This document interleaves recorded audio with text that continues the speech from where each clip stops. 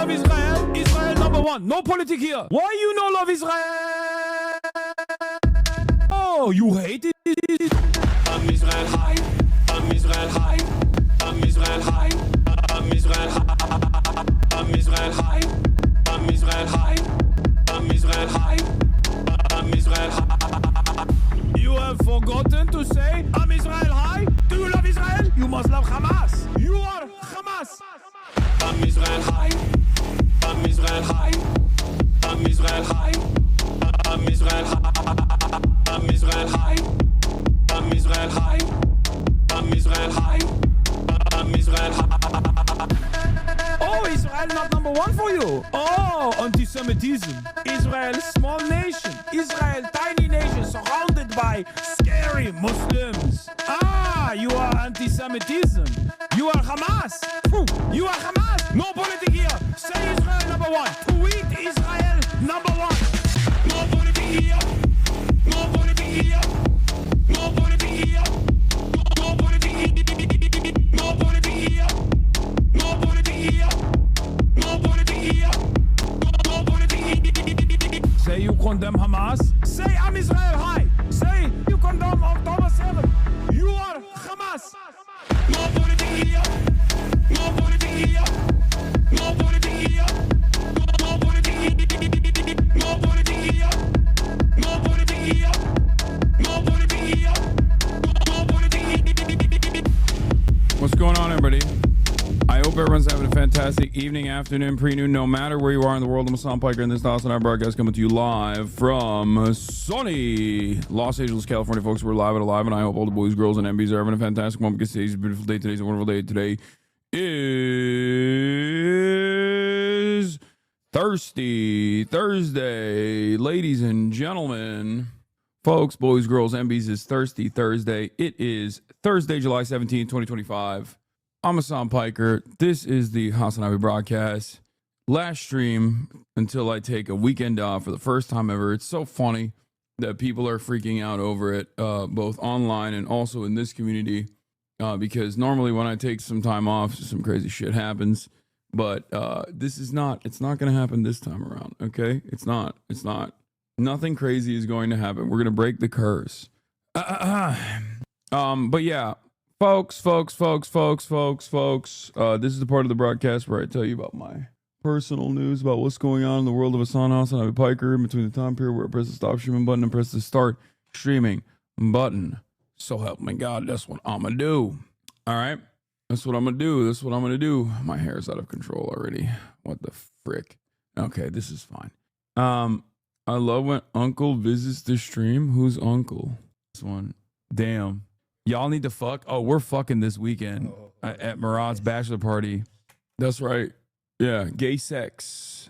That's why I'm taking time off. So I can have gay sex. Not straight sex, the gay kind. You're looking skinny, big dog. Thank you for saying that. I don't feel skinny. I am not skinny, but thank you for saying that regardless. Ladies and gentlemen, boys, girls, and MBs, this is the part of the broadcast where I tell you about my personal news about what's going on in the world of HasanAbi Piker in between the time period, like I said, where I press the stop streaming button and press the start streaming button. So help me God, that's what I'm going to do. Last night I ended the broadcast a little bit early, as you guys know, and that is because I shot the Fear M podcast. We had our resident guest host, Maya Higa, in the building once again. I'm in the new cutie TikTok guest leaked. Oh, hell yeah.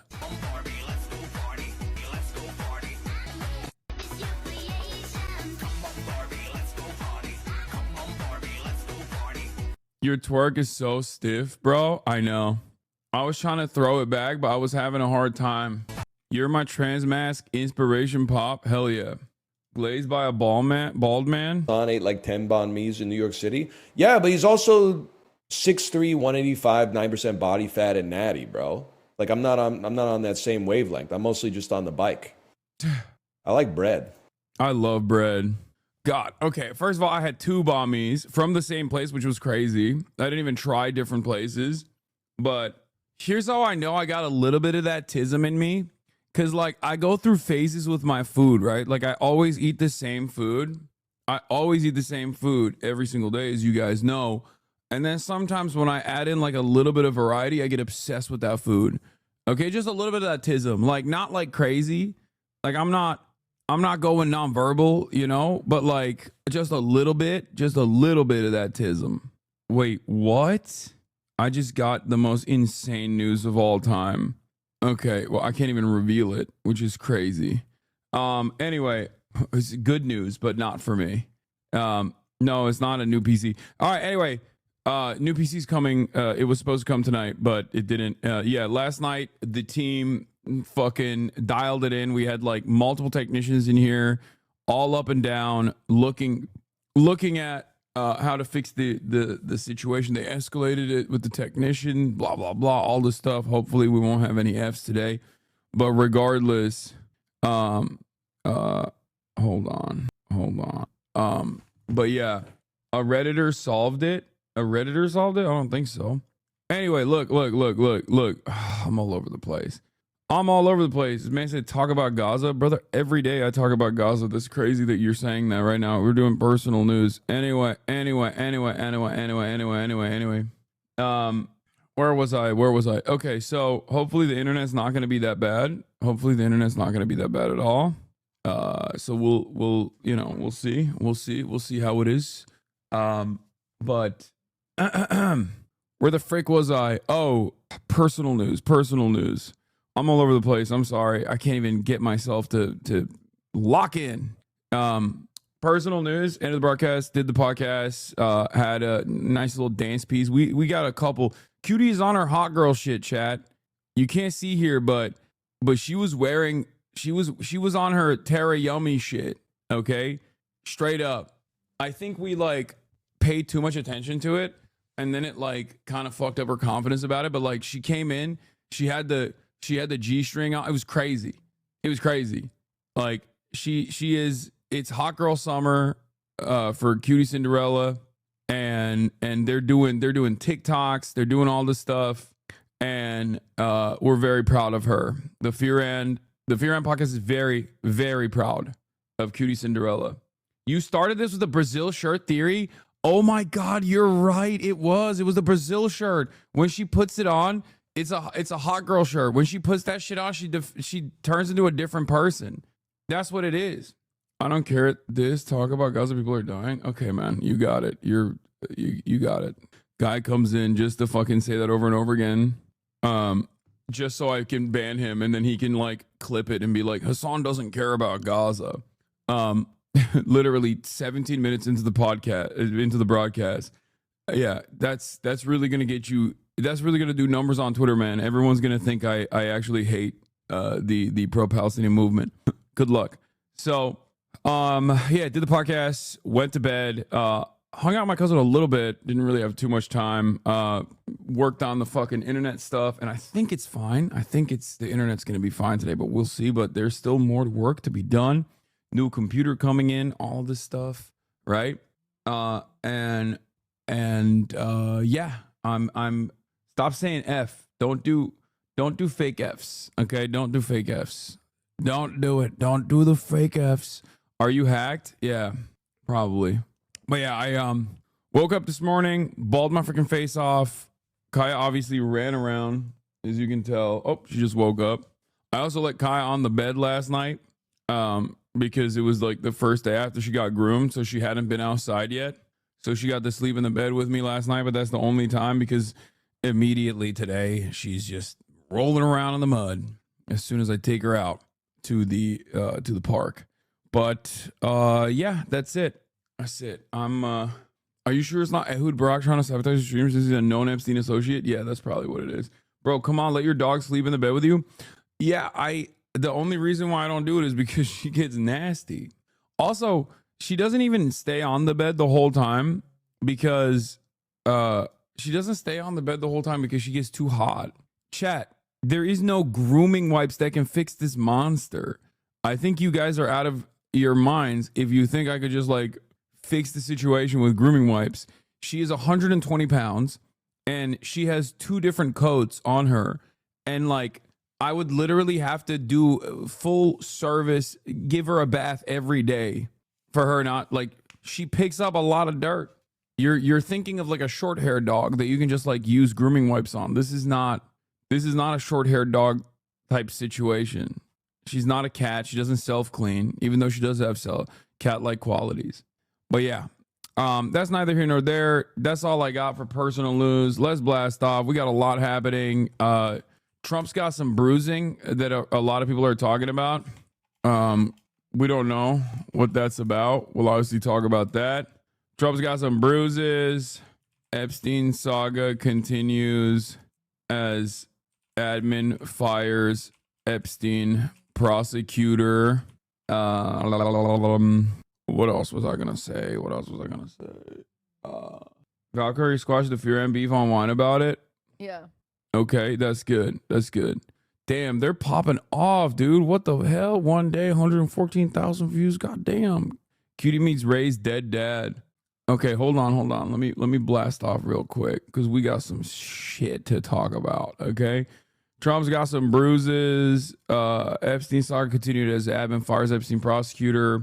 ZOHRAN in DC meets with top Dems and more. I am taking a long weekend tomorrow. Get in now. Dude, I realized that like I get shitted on so much like nonstop that I forgot that I stream literally every day. It's kind of crazy. I have not taken hold on. You're taking a break this weekend and you know some shit's gonna go down. I know everyone's freaking out about it, but let's not do that. Also, where is the do we have a blast off meme, chat? Do we have a blast off meme? Did you see the CEO that got caught cheating in a Coldplay concert? Yeah. You know, word of advice: if you're gonna cheat on your wife, don't do it at a Coldplay concert. Apparently, your YouTube viewership is kind of crazy. Is it? I've not been paying attention at all. Yeah, don't do it. Don't do it. Just don't. If you're gonna cheat on your wife, just don't do it. That's my advice. Word of advice: if you're gonna cheat on your wife, don't do it. Okay, but if you're gonna do it, don't do it in public. And if you're gonna do it in public, don't do it at a Coldplay concert. Okay, you will get got. Okay, here it is. Here's the blast off meme. We got a bunch of good memes that you guys sent me as a blast off meme, but we're just gonna use this one right now. Yeah. Alrighty. You're on Spotify now. It's good to listen to the car. I think I've always been on Spotify. I feel like I've been. Wow, the timing taking the 3-day off during Jaccara. Yeah, that's what it is. Honestly, that's what it is. Hasan Piker, I know what you are. Hashtag Jaccara, hashtag heels. Yeah, I'm taking 3 days off so I can watch the Jaccara streams. Yeah, this is so dumb. But yeah, I like that this is news. Like, it's newsworthy. Streamer Hasan Piker announced he'll be taking a 3-day break on Friday. This would be his longest break from streaming without a ban since June 11th, 2018. Hasan Piker has not taken a willing 3-day vacation from streaming in 2,593 days. Previous week-long breaks were due to bans over commentary on 9/11 and white slurs. Isn't that nuts? And the rest are either because I'm doing someone else's stream or I'm traveling so I can stream somewhere else. Like, that's pretty crazy. Bro, I'm worried you won't come back, not gonna lie. You might have a problem. Yeah, my problem is I fucking love what I love my job. I love what I do. That's my problem. New method of watching your broadcast just dropped. Oh, Of a foreign government, which is, of course, I saw this. Which government that is? They're not talking about Zimbabwe, okay? They're talking about fucking Israel, dog. That's what they're talking about, okay? I saw this. I love this. I don't even know what this is. I don't even understand what this is, but I love it. This is the best possible way to watch me. Foreign government, which is, of course, we all know which government that is. They're not talking about Zimbabwe, okay? They're talking about fucking Israel, dog. That's what they're talking about, okay? Tech skills for advanced shitposting. Why do you stream so much? You're hot and rich and you travel and women like you get off the internet. Because I love what I do. And I have a deep sense of, I have a deep responsibility, like a sense of responsibility with my job. And I feel like the way I see myself, maybe, maybe people maybe people like get mad at me for saying this. Maybe people think like I'm too full of myself, but like I see myself having a huge responsibility. Okay, a responsibility to educate people, to tell people what's going on.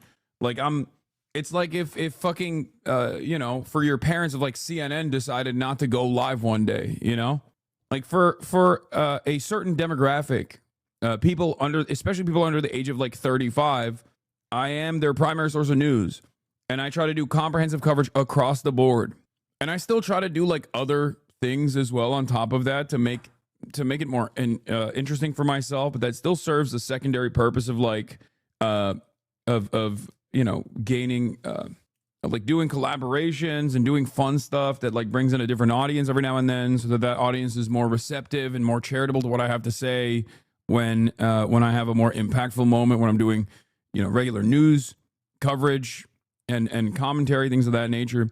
But that's part of the reason why what is this? My top 5 Turkish snacks. That's part of the reason why I don't actually ever stop. And it's also because I love what I do. I love what I do. I think what I do is important. Why the views are so down, we just started.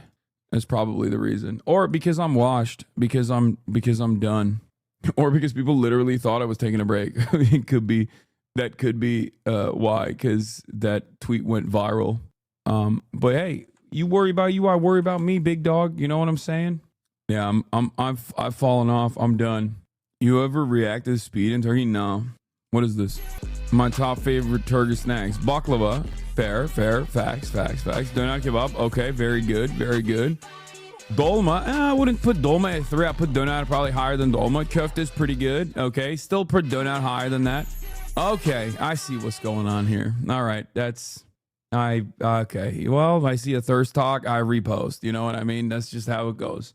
Wouldn't put myself at number 1. I think baklava is probably better, but it's all good. Mumdani is gonna lose. What is this?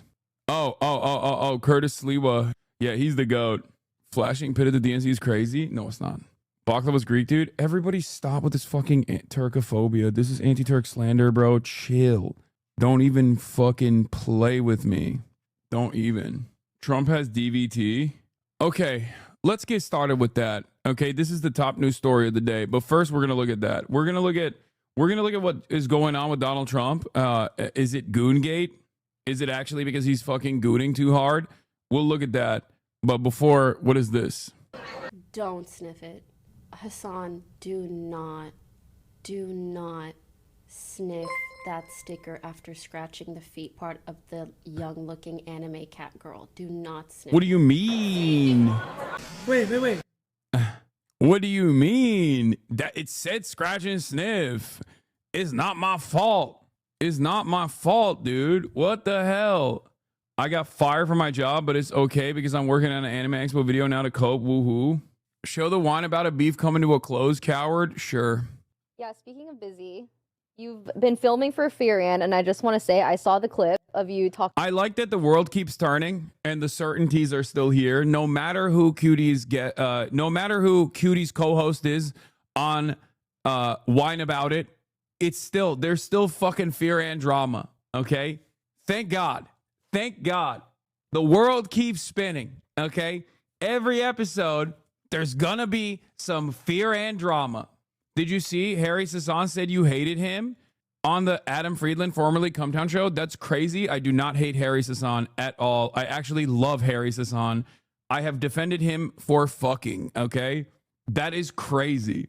I was one of the few people who literally looked at the situation. I was like, I don't agree with what Harry Sasan does, but when Republican adults were like, this 22-year-old fucks, and I think we should not allow that to happen. I was like, I don't know about that. Like, I was literally one of the only fucking people on the left that was like, he's a 22-year-old, and it seems like all of this is above board. Like, I don't agree with him because he's a liberal, okay? But I still enjoy his content. Like, I enjoy his presence. We've been on stuff together. That's sad. He said you hated him for being a centrist and then went on to be a total centrist. But yeah, I don't think you hate him. I don't hate him. I just wish he wasn't a centrist. Yeah, I just wish he wasn't a fucking. I just wish he wasn't such a annoying lib. Talking about how I could buy you out for it. Oh, But I wanted to crazy. say, yeah, no, I can't buy you out for that. I don't blame you. I'm squashing the Do you beef right understand? here and She's now. squashing the beef. You with Fran. actually, I forget that They you're pay me. you're straight up an owner of that.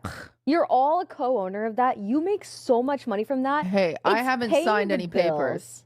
You haven't?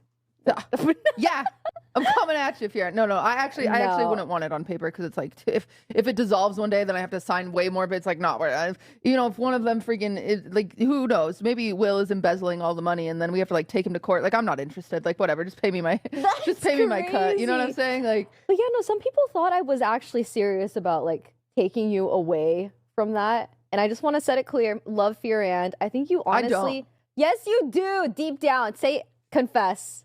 I'm not saying shit. No, screw them. Oh my God. She wants to, you know what it is? Being a hot girl revolves around like hating men. Okay. That's what it is. I think that's what it is. That's like, so she has to like, she's on her hot girl shit. And that's why she's like, oh, I hate men and I hate my male podcast. Like it's so icky. Like that's what it is. Like she's just faking it. She's just playing hard to get. It's cool. Yeah. Which, she's right. We hate men too at the Fear and Podcast. We are a man hating podcast. Cutie on our hot girl arc. Oh no, I know. We actually talked about this. There's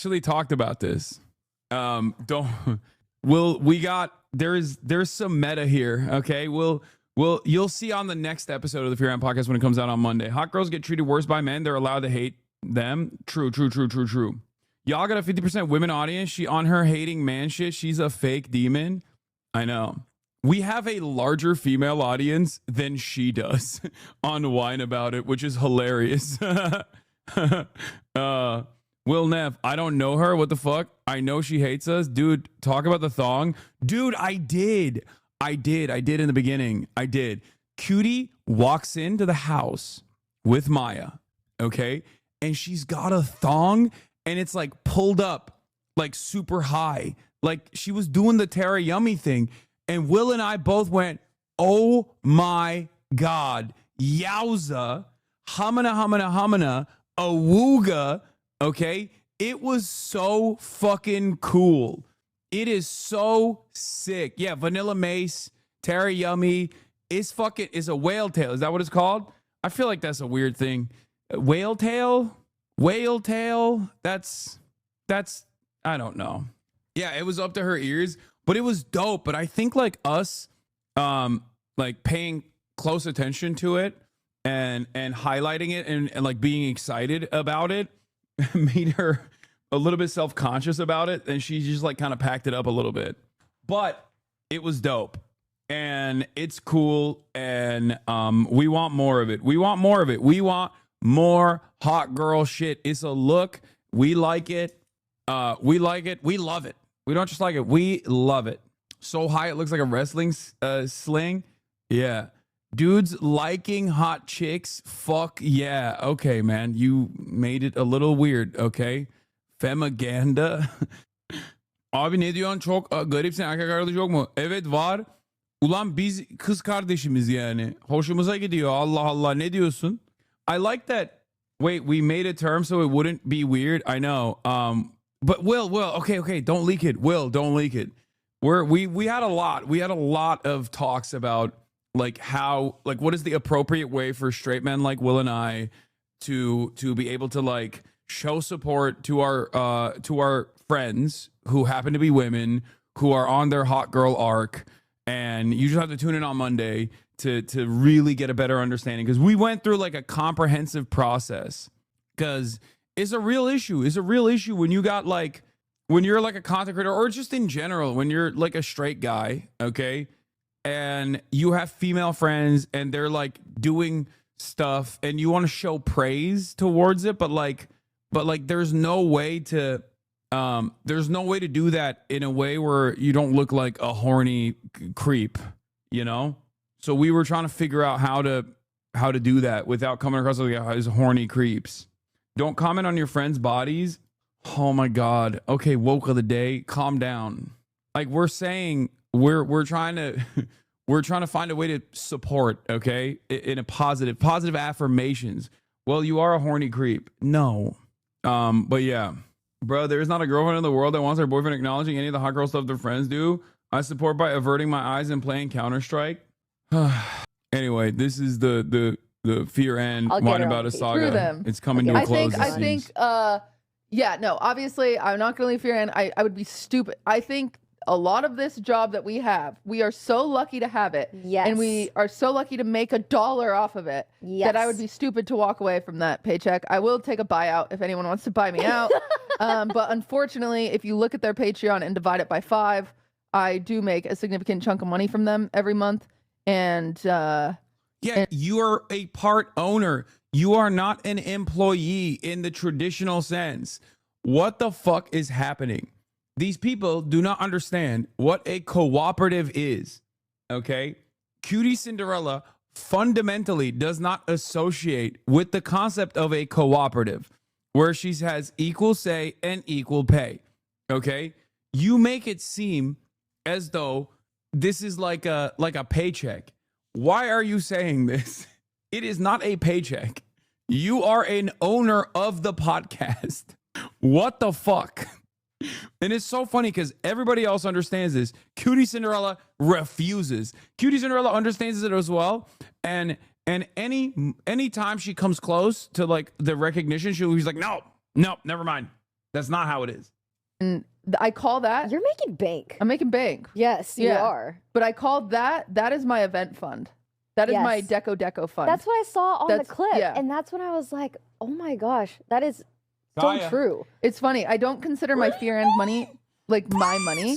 I literally like extra credit for your events. I separate it. I'm not kidding. The paycheck from that, I put it in a separate bank account and I say to myself, okay, we can do a master baker. Like, okay, we can do this. Because I don't get sponsors for my events. And so it's just like.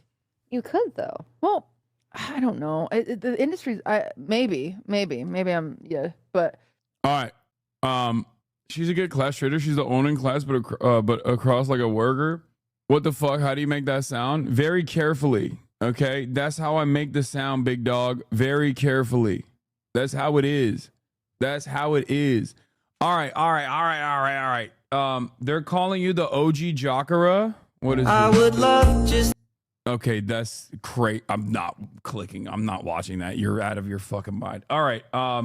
That's an insane thing to link to me. Okay. Let's move on. I can't believe I read that. All right.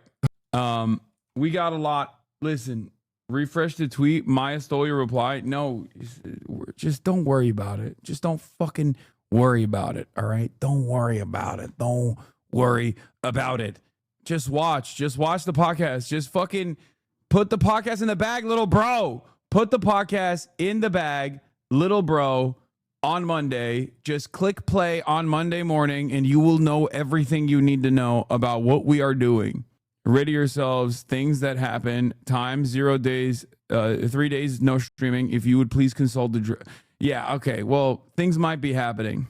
Things might be happening while I'm gone. Okay, I will reveal it. I will reveal something to you. I'm bringing my desktop setup to the bachelor party just as a backup, just as a backup. If there is a necessity, I will stream, but only if something crazy takes place. That's it. Okay? Because I know when I actually don't fucking, what's happening? I'm not seeing it. What is effing? Hello? I'm here. Did it F for you guys? I don't get it. That was Twitch side. That wasn't on my end. That was Twitch. That was a Twitch side issue. That was weird. That is odd that happened. You just frozen, came back 10 seconds later? Interesting. Frozen for like a good 20 seconds? What the fuck? Is unionization feasible within a co-op? Legal associates sell their labor to partners, but likely will become a partner at a later point of their career. Is unionization feasible at a co-op? A cooperative corporation is a higher percentage than a union. What? A cooperative has a higher degree of ownership over the means of production, is a maximum degree of ownership over the means of production than unions do. That's basically the highest level of ownership that a worker can have. What do you mean? Twitch is down? Yeah, Twitch might have issues. A cooperative is when the union owns the entire business, like completely. Look at the freeze clip. I don't need to look at it. It's fine. All right, let's continue. Okay. There's a cafe near me. There's a co-op and unionized. It's so the employees who have been recently hired who aren't yet full owners get the union representation. Yeah, I mean, that makes sense. Yeah, obviously, you can't just like, when you're a cooperative, especially, you can't just like unilaterally decide like, oh yeah, this person is our owner now. Like, it doesn't work that way. In any case, that's all we got. We're gonna start with Donald Trump's health issues, okay? Because this past week has been one filled to the brim with drama. What shirt are you wearing, big dog? This is a merch. It says disaster capitalism. It's the Four Horsemen. You can get it at ideology.shop. Union made, American made. Free shipping over $100 if you order $100 plus merchandise. Yeah. All right. So let's get into it. Donald freaking Trump apparently is in an interesting. There were some photos that there were some photos where people basically zoomed in on like Trump's hand, and in typical old guy fashion, he has some crazy stuff going on, but also he had like crazy cankles that people identified at the FIFA event. Okay, his cankles were out of control. Like, I'm not talking on some body shaming. Like, there's a lot of people that have cankles. It's like there's nothing to be ashamed of. It is what it is. Like, this was like medical condition type shit. Like, it did not look like regular cankles. So it turns out U.S. President Donald Trump diagnosed with vein issue after reporting swollen legs, according to the White House. Yeah. He has two different photos. I don't know if anyone has the photos. One is the cankles thing, and then the other one is his hand. Okay, it was weird. I'm back. That wasn't an internet thing. That was not an internet thing. That was not an internet thing. That was not an internet thing. That was a straight up IRL toolkit issue. Someone also said IRL toolkit was like down. I think IRL toolkit is like cooking right now. It's getting cooked. I don't know what it is. Here's both pics. Thank you. Yeah, I think like Twitch across the board is experiencing issues, and I think it's like an IRL toolkit related problem. And a lot of streamers, myself included, use IRL toolkit to basically service to basically use as like a external server, like a cloud server that we pump our footage into. So it's not just me. I think it's like a lot of people experiencing the same stuff, the same issues, and I think there's also like a Twitch related issue as well. So hopefully it'll be fine. We will continue. Okay, so ladies and gentlemen, as I was talking about, Donald Trump's got some health complications. First, there were the swollen ankles of the World Cup. And look, this is not a normal amount of swelling, okay? This is not like regular ass cankle shit. Look at my man's hot dogs pumping out of his shoes. Like, bro, he's wearing those shoes and his ankles are so swollen that they're literally busting out. They're spilling over. They're spilling over his fucking shoes. So when people saw that, they were like, this is crazy. Okay? This is actually crazy. What the hell's going on? He's got that like royal disease. You know what I'm talking about? Like, what's his face? The new king, King Charles. Like, have you ever seen his sausage fingers? King Charles sausage fingers? Like, that's what he looks like. Like that, dude. Donald Trump's ankles are giving this, okay? They're giving this. And this is like, I thought this was like exclusive to like the inbreeding, like the maximum amount of inbreeding that like you can't get this as like a normal mutt. You know what I mean? Like, you have to get this if you're like purebred, like a designer dog. You know what I mean? This is like centuries of consistent like cousin fucking that cause you to have like this kind of genetic condition. You know what I mean? But it turns out Donald Trump's got that shit on his cankles. So it's not even just like inbreeding. Bro, look at that ring. It's so funny. It's like, dog, this is the first time I've ever seen. When I remember like when this photo first came out, I was like, oh my God, like this is a genuine problem. This is the first time someone's real hands look like AI hands. Okay? But this photo was taken before AI was popping off. There was no like image generation AI technology available when this photo was taken. So it's a real photo. It looks like he's artifacting. That's how crazy his hands are. This is King Charles. Motherfucker's got AI fingers, bro, in the real world. Like look at this. This one, does this not even have like nails? What's happening here? Where are the nails on this one? Anyway, why am I showing you King Charles's hands? Because Donald Trump's ankles look like King Charles's hands. I don't know what's happening. Hasan, you're grossing me out, dude. Okay, well, sorry. This is fucking newsworthy. You know, I'm a goddamn newscaster. Do you not want to learn about whether the most powerful person on the planet has got a debilitating medical condition or not? Bad blood circulation caused the ankles to swell like that when sitting in an extended period in geriatric people. I don't know about that, man. Chat, I'm not gonna lie to you. I feel like this is beyond just like bad blood circulation. Maybe I'm crazy, but it feels like this is like, would bad blood circulation be this noticeable? Like bad blood circulation related swelling, would it be this much buildup? I don't know. But anyway, he's got these like crazy cankles, so that's like this thing. But then they see this bruised hand today at at the press conference. People focus on, wait, what the fuck? Did it F again? But it's not me. It's not me. It's Twitch. It's got to be Twitch. It's not on my end. What the helly? What the helly? That was a Twitch related F, I think, or maybe it might be IRL toolkit related. I don't know, but like it's not on my end, or is it? Anyway, as I was saying, mobile viewer here have not experienced a single F. Nice. It's congestive heart failure. I just experienced it myself, but as a young person, same exact swelling pattern. Okay, so what I was saying, what I was talking about, what we were talking about is like his hands got like crazy bruising too. Okay. His hands got some crazy bruising, and then they just like try to patch it up. And we don't know what the fuck this is, right? We don't know what's going on. But people start paying attention to it. People start posting about it. People start talking about it. So then the White House came out and released a letter. White House has released a letter saying Trump is swelling in lower legs, evaluated as benign condition, and that bruises on Trump's hands are due to frequent handshaking and use of aspirin. No, we know that's a concealer mix. But what is it concealing? It's concealing a bruise. Everybody understands that there's like obviously a significant enough bruise on his hands that caused the team to put concealer on his hands. Do we believe it? Let's take a look at what Caroline Leavitt had to say about the bruising on the hands. Additionally, recent photos of the president have shown minor bruising on the back of his hand. This is consistent with minor soft tissue irritation from frequent handshaking and the use of aspirin, which is taken as part of a standard cardiovascular prevention regimen. She said he's doing too many deals. Your president is putting his life on the line. Too many deals, too many firm handshakes. Okay?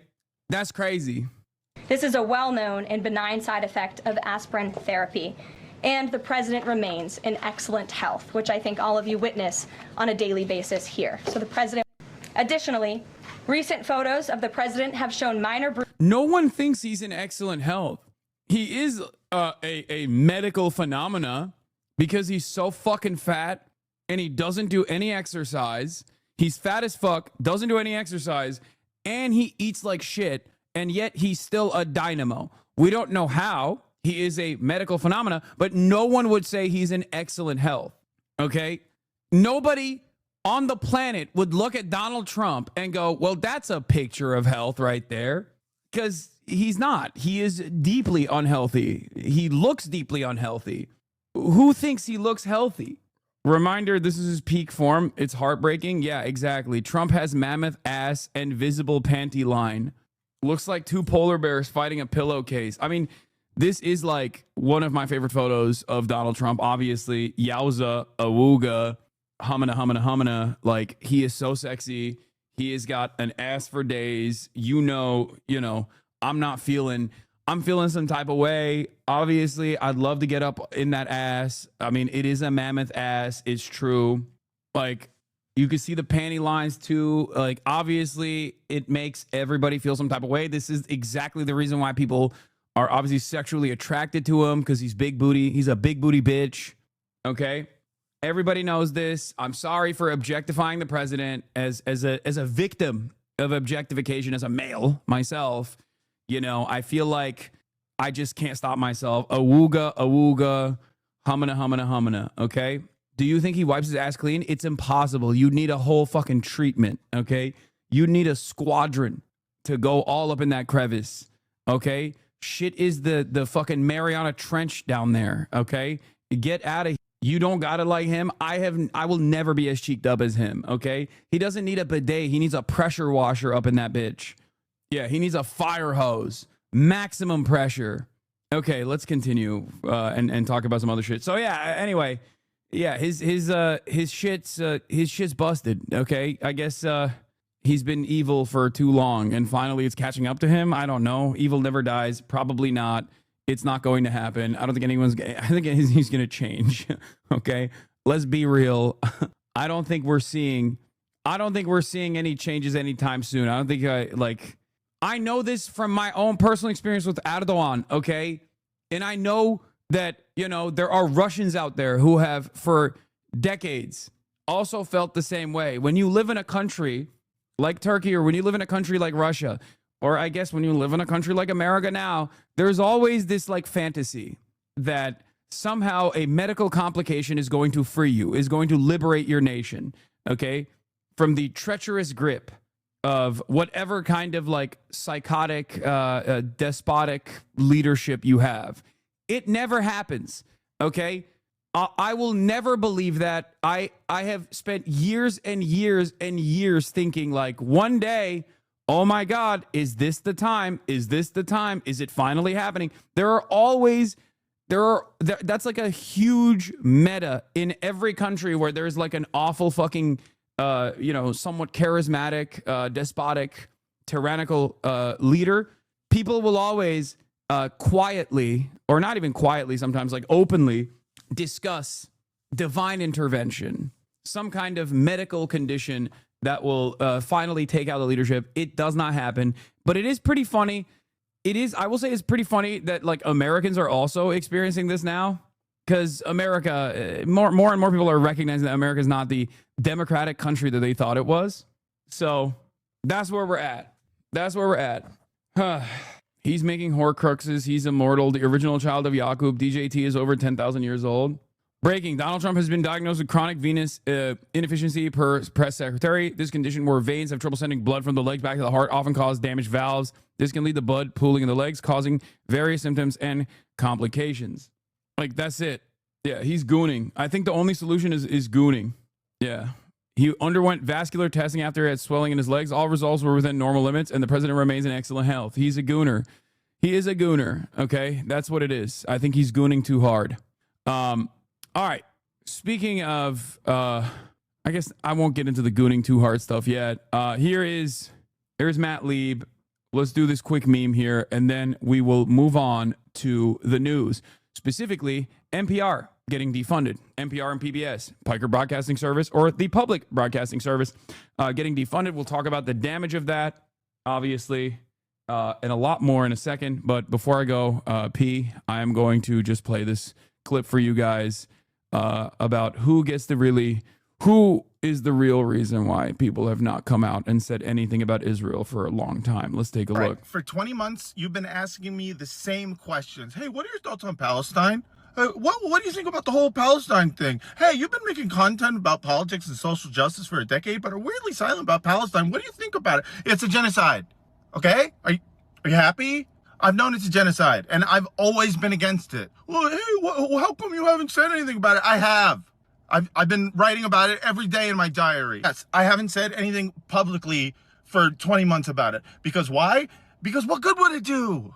It doesn't do anything. All it does is let you know that I'm against genocide, which is the exact question that you've been asking me. But I was absolutely going to say something. I was going to say something publicly about it. But then I started to think, and I was like, just be honest. There's nothing I could have said. There's nothing I could have posted that would have made the pro-Palestine crowd happy. Okay? You know it's true. If I had said, yes, Israel's doing a genocide 20 months ago, I would have been attacked so hard. Do you remember 20 months ago? Anyone who said that this was a genocide was viciously smeared by the online left. Thinking that Israel was committing ethnic cleansing could get you fired from your job by mobs of angry Hassan Piker fans. Students who were shouting ceasefire now were being Whoa! expelled from school thanks to shadowy organizations like Democracy Now!, the War and Peace Report. People were being deplatformed on Instagram for saying from the river to the sea, Palestine will be free. They were being censored by the oligarchs at the Chapo Trap House. It happened to me. It happened to me early on. I voiced my full-throated support of the Palestinian people by tweeting, from the Arab to the Jew, I'll vote blue no matter who. And guess what? I was immediately canceled by the left. Like, someone would be labeled a Zionist for slightly deviating from the leftist talking points. Like if they said, like, yes, Israel is committing a genocide and there's nothing we can do about it. Have you seen any good movies lately? Immediately people are like, oh, you're a Zionist. People are falsely misconstruing my silence as either like tacit support of genocide or as cowardice. And you know what? It's neither. I haven't been silent. I've been quietly studying. You know what's really funny about this? Like, I mean, Matt Lieb is obviously making a joke. This is satire for all of the I will never understand satire. Jokes are bourgeois decadence. Jokes are reactionary crowd. Okay. But it is funny to think that like this is unironically bar for bar verbatim the attitude that like some liberal Zionists have demonstrated online from ContraPoints to Ethan Klein. So you can't really figure out if it's a joke or not. But yeah, of course he's making fun of them. Studying the left, and I realized that they were doing it wrong. Palestinians are being killed every day. Or Tom York too. Because the online left keeps showing images of Palestinians being killed every day. If people had followed my lead, there would be far fewer Palestinians who were dying that we were aware of. We'd have peace and quiet. At the very least, we'd have quiet. And that's half of what we want. But the left always makes the perfect, the enemy of the good. They cannot compromise even a little. So no, I will not be making any content about the genocide, okay? It's too divisive, it's too intractable, and it's literally impossible to do it in an entertaining way. Yep. All right, for 20 months, you've been asking... Yeah. It's just such a... Was that a ContraPoints call out? It's not. It's not just a ContraPoints call out, for the record. There are a lot of people like this. There are a lot of fucking people like this, which is why so many people in their fandoms get offended when Matt does like a joke such as this one, or so many people's fandom goes, oh, you're attacking the Ethan Klein. It's like, well, he didn't actually directly say that, but he's talking about a specific type of person. Okay, and it's not just ContraPoints, or it's not just Ethan Klein, it's not just Tom York. Like, there are people like this. They're unique because most of the Hasbara revolves around a no acknowledgement of genocide at all, right? Like, most of the pro-Israel crowd will obviously, understandably, refuse to acknowledge that there is a genocide happening or that there's an apartheid happening. Why? Because at least they have the recognition that, yeah, if it's a fucking genocide, it's totally justifiable to fight back against it militarily, right? Like, they get it. At least the pro-Israel crowd gets it, which is why they actively will say it's not real, it's not real, it's not real. There are some who have conceded on that point, but then still try to do pro-Israel stuff, and it doesn't make any sense. It's like this weird position that they found themselves in, where, yes, it's a genocide, but please shut the fuck up about it. And also, if you don't shut the fuck up about it, anyone that actually calls it out is actually contributing to the death of the Palestinians by highlighting the plight of the Palestinians, who, by the way, we would never see if it wasn't for the Palestinians themselves that are posting their own demise.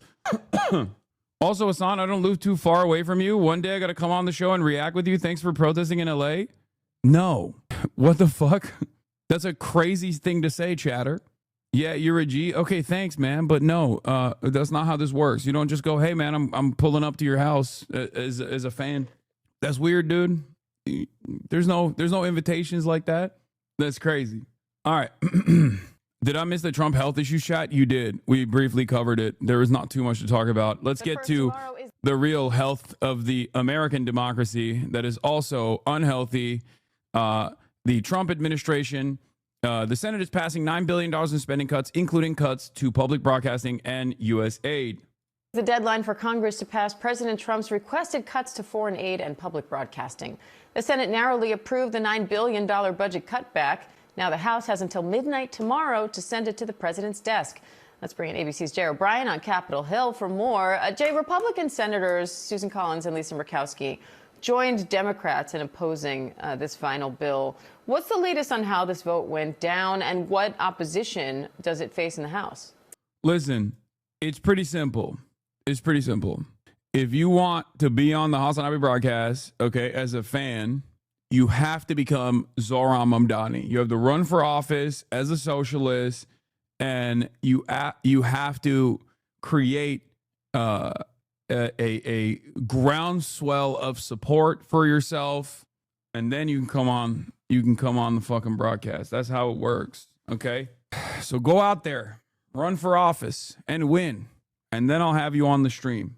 Yeah, so just those two moderate Republican senators, Diane, to your point, Collins and Murkowski. New to vote angle against on the this package. shooting. Ultimately, Mitch McConnell, who was another Republican senator that we were watching, doesn't cast that no vote, which means J.D. Vance, the vice president, didn't have to come in and break the tie the way he did for the procedural vote on this same package of legislation that, again, as you say, codifies those so-called DOGE cuts to federal spending, and in particular looks at foreign aid that was slashed after the gutting of... I'm not implying Zoran's a HasanAbi head. I'm saying it. USAID and folding it into the State Department, and also about a $1 billion cut to public broadcasting that's going to impact both NPR and PBS. So as this legislation comes back out of the Senate, it was changed, a program called PEPFAR, which is a program to prevent the spread of HIV and AIDS across the globe. Typically, it's had broad bipartisan support in the past, was spared with a last-minute change to the language in the Senate that wasn't included in the House version of this bill.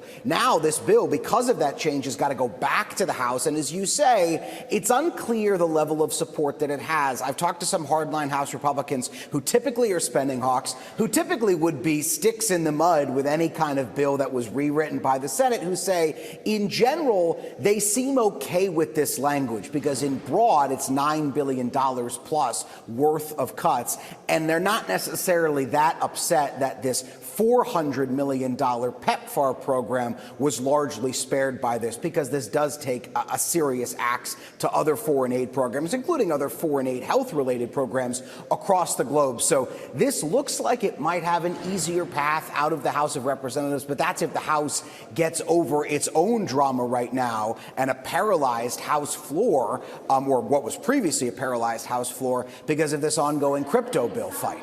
And Jay, the House advanced 3 crypto bills after breaking a record for the longest House vote in modern history. So what's in those bills, and when is the Senate expected to take them up?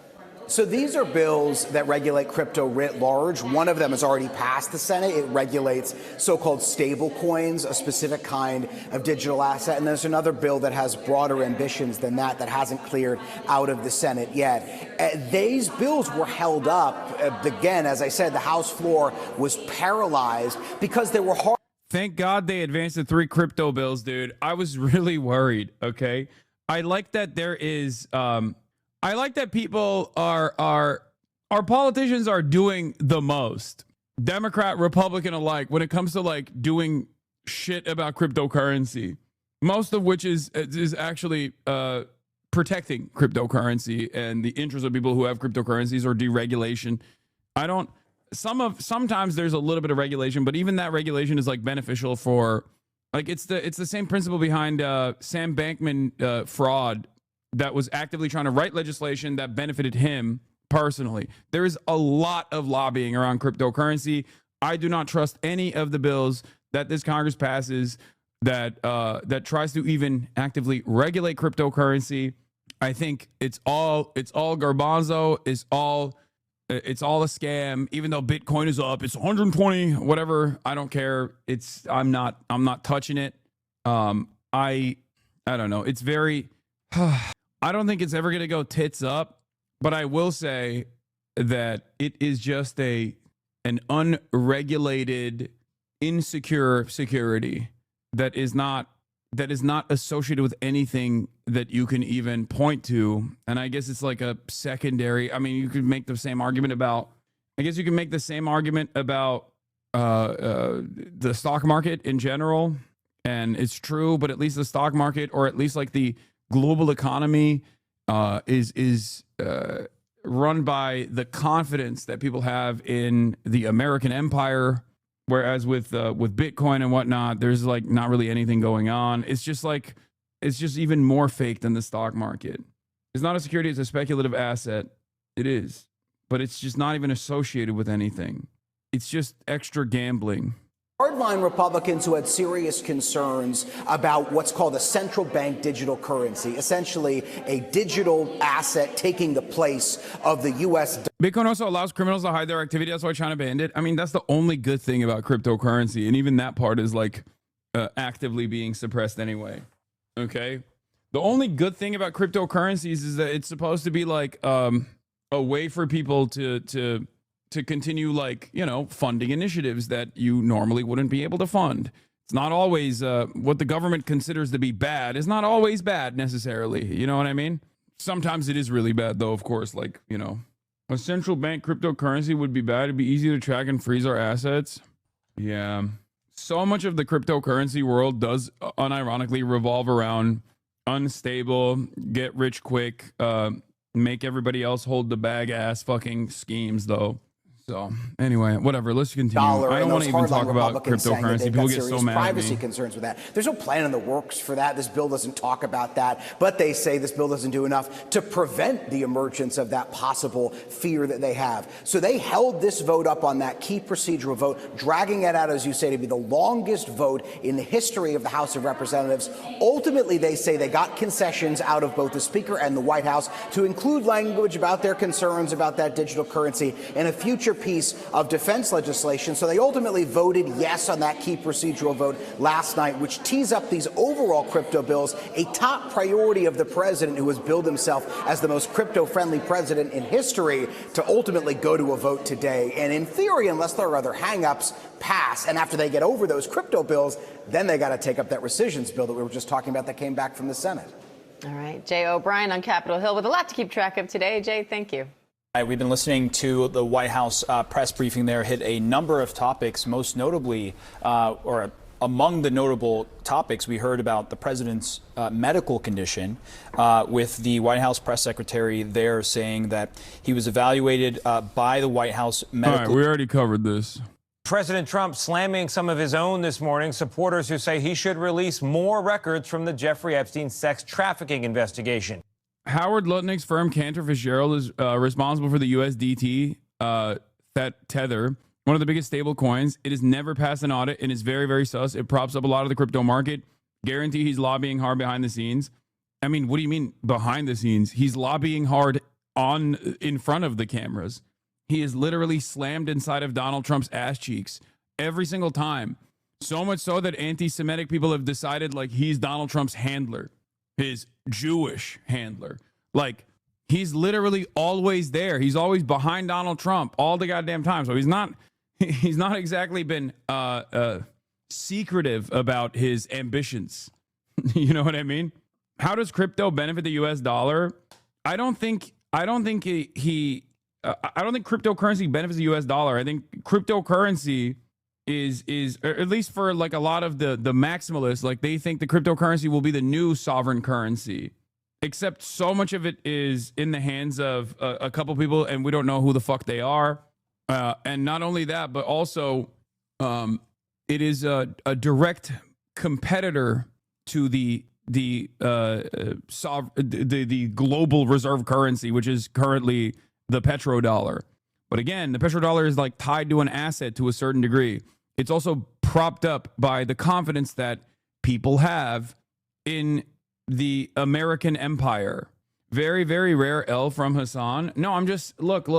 I'm just telling you how it is. I'm not making a value judgment here about cryptocurrency when I say, like, some people want to make that the new global currency as opposed to the dollar. The dollar, which is the currency in which global trade is done. Most global trade is conducted on.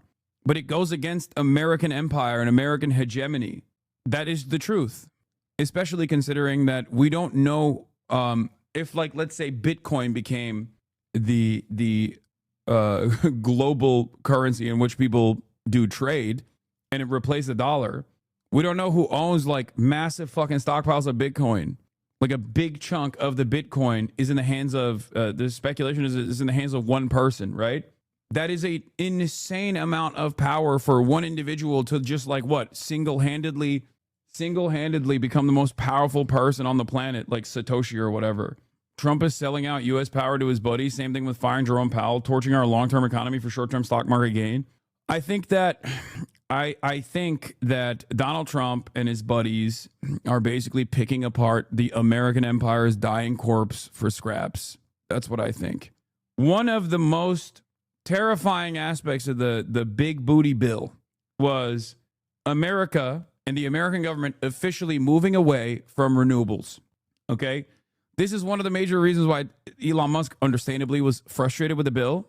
But like that signaled to the whole world that this next wave, this actual like this only exit ramp that we as a global planet have to move away from this finite resource of fossil fuels, America is not going to participate in this. We have completely conceded that ground to China. China owns the monopoly on this. They will be the leader of the future. They will. We don't even want to compete with them. We don't want to try and pump R&D and funds into making batteries more efficient, making batteries at all. We're not doing any of that. We have just completely given up on that. It is a way for the American government to basically say, you know what? We're losing the game of monopoly, so I would rather flip the table and wipe it all out than to lose to China in the game of monopoly. That is what we're doing. Are we cooked is a great question, and the answer is yes. We are cooked both literally and figuratively because of the way that, because of what our decision is in terms of like energy. Our decision for the future is we're going with fossil fuels. We're not touching renewable energy. We're just completely moving away from even trying to develop new technology in renewable energy. It's kind of like if in the space race where we were behind, we went, fuck space, we're staying in cars. I mean, it's worse than that. Because at least with the space race, like, I mean, there's a lot of technological achievements that came from the space race, but like, ultimately, this is a life or death scenario. This is an existential crisis that we are refusing to reckon with in terms of climate change. Do you understand? And we're seeing the immediate results of this, or not even we're now seeing the tangible results of this climate change, anthropogenic climate change, in the form of like massive floodings that take place, whether in Kerr County in Texas or even in New York the other day. And we, instead of addressing these crises that are real crises that are killing people, we've just decided we're going to close our eyes and plug our ears, you know, and refuse to reckon with it and not even do anything to try to mitigate, try to prevent, try to do recovery and rescue. We're cutting all of that. It's just like, yep, you're all on your own. It's a knife fight. It's pretty crazy. It's pretty crazy to watch it unfold. Your politicians send us a letter to say our fires are ruining their summer. Pull NOAA funding. Navy stop sharing atmospheric information with NOAA also. Yeah. It is a very interesting, I mean, it's a very sad, very scary situation if we're being real. Like closing our eyes and just like refusing to stare at this existential threat that is imminent. Or even like the early stages of said existential threat already taking place and just like refusing to reckon with it is so psychotic. It's so crazy. This planet deleted all life at least 5 times without us being around. Yeah.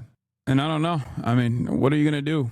We will experience devastating droughts ruining the agricultural sector. It's already happening in countries like Algeria and the whole northern Africa. Yeah. Canceling climate energy, renewable energy projects, canceling all of the research and development or even resources that are expended at the behest of like figuring out when the next major incident is going to take place is so insane. It's the Trump COVID technique of just being like, if you don't recognize that COVID is happening, then it's like, it's as if it's not happening at all. Don't test it. Don't test it.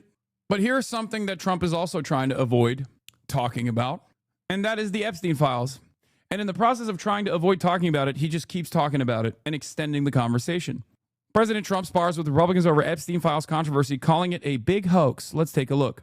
It was only a year ago that Trump and his allies helped spread conspiracy theories surrounding Epstein. Now the president calls them a hoax and says anyone demanding more information are weaklings and stupid.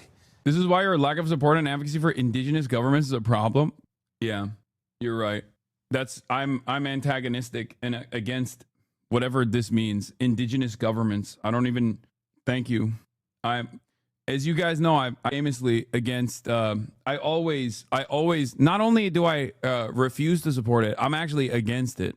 And as a Twitch streamer with 33,000 people watching right now, in the process of talking about you're an ethno-caserist.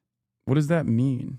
I like that I'm over here being like, hey guys, the planet is dying. America is just not invested in it at all. They're fucking blowing up the planet. And there's so many wars happening. And the current administration is basically picking apart the dying empire for scraps at the behest of capital. And there are people who are like, you know what the real problem is? Your lack of support for indigenous governments around the world. Like, what are you even saying, dude? What the fuck? It's just, I don't even know. I don't know. I'm throwing the towel. You know what I mean? You're more woke than me, chatter. I'm sorry. Woke of the day goes to you today. What the fuck? The ethno-cacerist movement. The Peruvian nationalist movement is a Peruvian ethnic nationalist movement that espouses an ideology called ethno-cacerism. Ethno-cacerismo. The movement seeks to establish a dictatorship of the proletariat led by the country's indigenous communities and their descendants. It draws on the ideas and history of several indigenous and anti-colonial movements. Ethno-cacerism is considered an indigenous ideology and is currently represented in electoral politics by the Union for Peru Party and other smaller parties. The ideology is also followed by Peruvian militant groups such as the Plurinational Association of Tahuantin Suyo Reservists and Ejército de Reservistas Andino Amazonico. I mean, seems good to me. I'm on board. Okay, I am a Maoist third worldist. I'm in favor of all Maoist third worldist emancipatory movements. Okay, all indigenous movements. I'm on board with. Okay, please stop yelling at me. All of them. All right, let's get back to this now. Scott McFarland is with us from Washington with more on all of it. Scott, what's going on here? Good morning. On this issue, Tony, the president is not holding back. The typical fire and name-calling he reserves for his political opponents is now being directed at some of the people who helped elect him to office. Hammered with questions about Jeffrey Epstein, President Trump tried to again turn the page on the controversy Wednesday. They're wasting their time with a guy who obviously has some very serious problems. But this time, the president is blasting some of his own supporters for continuing to discuss Epstein. It's all been a big hoax. It's perpetrated by the Democrats, and some stupid Republicans and foolish Republicans fall into the net. And in a social media post, Trump called those who continue to press the issue weaklings. Before the election, the president, his current Attorney General Pam Bondi, and FBI director, along with his deputy, fueled conspiracy theories about Epstein's death in prison and rumored client lists the Department of Justice now says doesn't exist. Their new scam. On Wednesday, many vocal Trump supporters pushed back on the president. The Democrat. No man is a facade as the leader is a fascist for brown people, wants to kill LGBTQ and outlaw them. Okay, I'm not in favor of it then. Okay, that was a short-lived conditional support that ended. Okay, there you go. It ended. I am no longer in favor. I'm against that. Too late. Clip out of context. You are dumb, bozo. I don't care. Yeah, Nancy Pelosi came out and has some choice words on MSNBC, my queen, on the Epstein stuff. We'll get to that in a second. Let's keep going. New scam. I mean, this is more of a Republican issue. Bringing this into the public arena was President Trump. That's a matter of historic record. It's not up for debate. And it's not just conservatives. Jeffrey Epstein's what we're talking about, and we want your calls. In Frederick County, Maryland, Pastor Tim May, who hosts a show on community radio station WFMD, says callers of all political stripes are criticizing Trump over the issue. If you're not going to release it, just be upfront about why you're not releasing it. If there's nothing on it, show it to us. Your show is about the local high school, county government, but you're getting calls about Epstein. It's like a mosquito. It keeps coming back to bite you, and you have to address it. And it's interesting, to say the very least. It keeps coming. It does. It does. It's the story that everyone wants to go away, and everyone wants to stay. Senate Republican. Yeah, I wonder why. So many. I've had conversations with friends of mine that don't understand why people are so hyper-focused on this, and I keep trying to explain to them that, like, for the average American that is that is a liberal without even acknowledging that they're a liberal, because like liberalism is monoculture. Okay, liberalism requires a different myth making. Okay, a different kind of world building that is not materialist. Okay, so in that worldview, you have good bad dynamics. Some people are good, some people are bad. That's precisely the reason why conspiracy theories, especially in a country like America, are so prominent. Because conspiracy theories seek to solve the question, why are things the way that they are? And because we are so devoid of any sort of materialist lens in which we view history from, a lot of people end up trying to solve that puzzle by diving into the realm of conspiracy. So for them, Jeffrey Epstein is basically the closest that they can arrive at like some kind of class politics, okay, without actually recognizing class politics from the relations that they have with the means of production, or class politics in the Marxian sense. That's why you hear a lot of people go, well, this is not just about left and right. This is just about, you know, the people versus the elites. Because that's precisely what this is. Jeffrey Epstein is a very visible aspect of societal elites, you know, incredibly wealthy financiers, you know, leaders of nations doing terrifying things behind closed doors and not experiencing any repercussions for that. Okay? It is perhaps the greatest example of wealthy people getting to do whatever the fuck they want and being above the law. And that is the reason why a lot of people, regardless of their ideological markers, hyper focus on this issue, because it's a very obvious issue with severe crimes that we know of that have taken place. That's why so many people hyper focus on this. Okay? It's some of the most vulnerable people, young girls, being sex trafficked by some of the most powerful people on the planet. That's why it doesn't matter what your party allegiance looks like. You want answers to this. And it's very obvious that Donald Trump, a lot of people voted for Donald Trump because they were like, oh, he's an anti-establishment guy. He's not one of them. He's rich enough that he is not corruptible. That was, I mean, it was wrong to think this, of course, right? But plenty of people still thought it. He was able to successfully market himself as this like anti-establishment guy. And considering that the Epstein case is like a classic example of like previous administrations protecting the establishment, protecting the societal elites, the expectation from Trump's base of support was that Donald Trump would actually crack the code. It was basically the most like immediate way of moving away from like the crazy QAnon conspiracies to a very real thing that took place that everyone understands was fucked up. Because unlike QAnon, Jeffrey Epstein is real, is a real person. And he had real victims. And he had real associates. And governments have consistently been suspiciously quiet about this major case. So if you're still firmly a believer that these institutions are supposed to, at the end of the day, you know, do some kind of justice, this is a severe ongoing injustice. That there are people out there who have done horrifying crimes and have been associated with someone who is a horrible criminal, and they get to live amongst us. They get to dominate society. Of course, people are going to continue to demand answers for this. And Trump presented himself as the guy who would give us those answers. And many people in his base believed that he would give us those answers on this issue. So for many people, this is the first time when they're like, oh my God, maybe he is actually one of them and not one of us, or working for us. Maybe he's just another creepy billionaire, which is of course the case. Yes, that was always the case. But this is a moment of recognition for a lot of people. It's a wake-up call that Trump doesn't have their interest in mind. Trump is also just like any other Republican politician or any other Democratic politician, a part of the uniparty. And it wasn't enough that he was, he consistently showed that that was the reality with the Israel stuff, with the fact that he did not end the wars on day one, right? no new wars. With the fact that he bombed Iran, he could at least like get enough of his base to be on board with all of those things. But this is one issue where the base is not going to let up, because this is like one of the only things that they care about.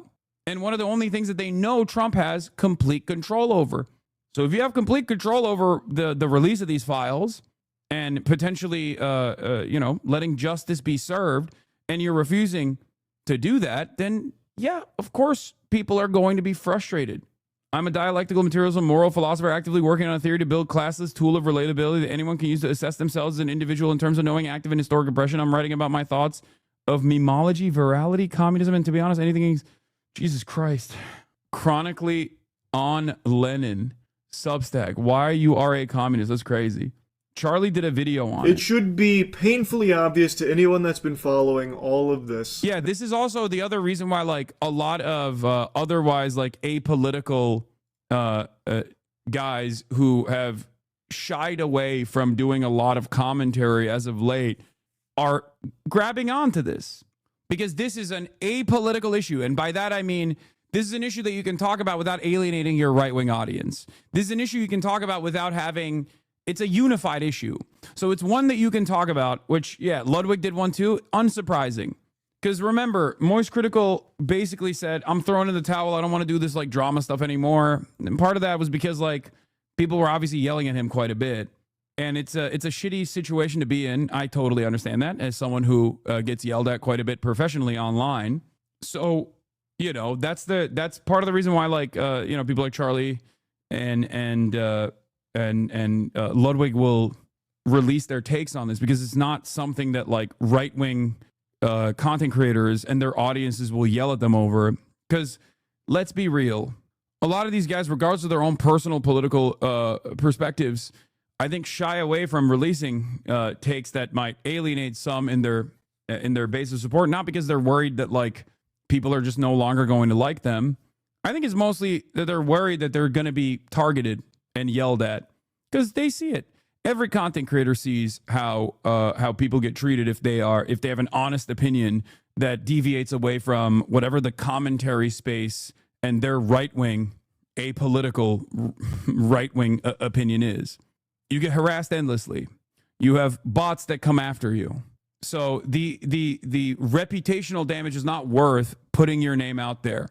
That's it. Ironically enough, of course, no, it's not even about the money, chatters. I think it's literally beyond that. I think it's because they don't want to be dogpiled. Okay? They see it.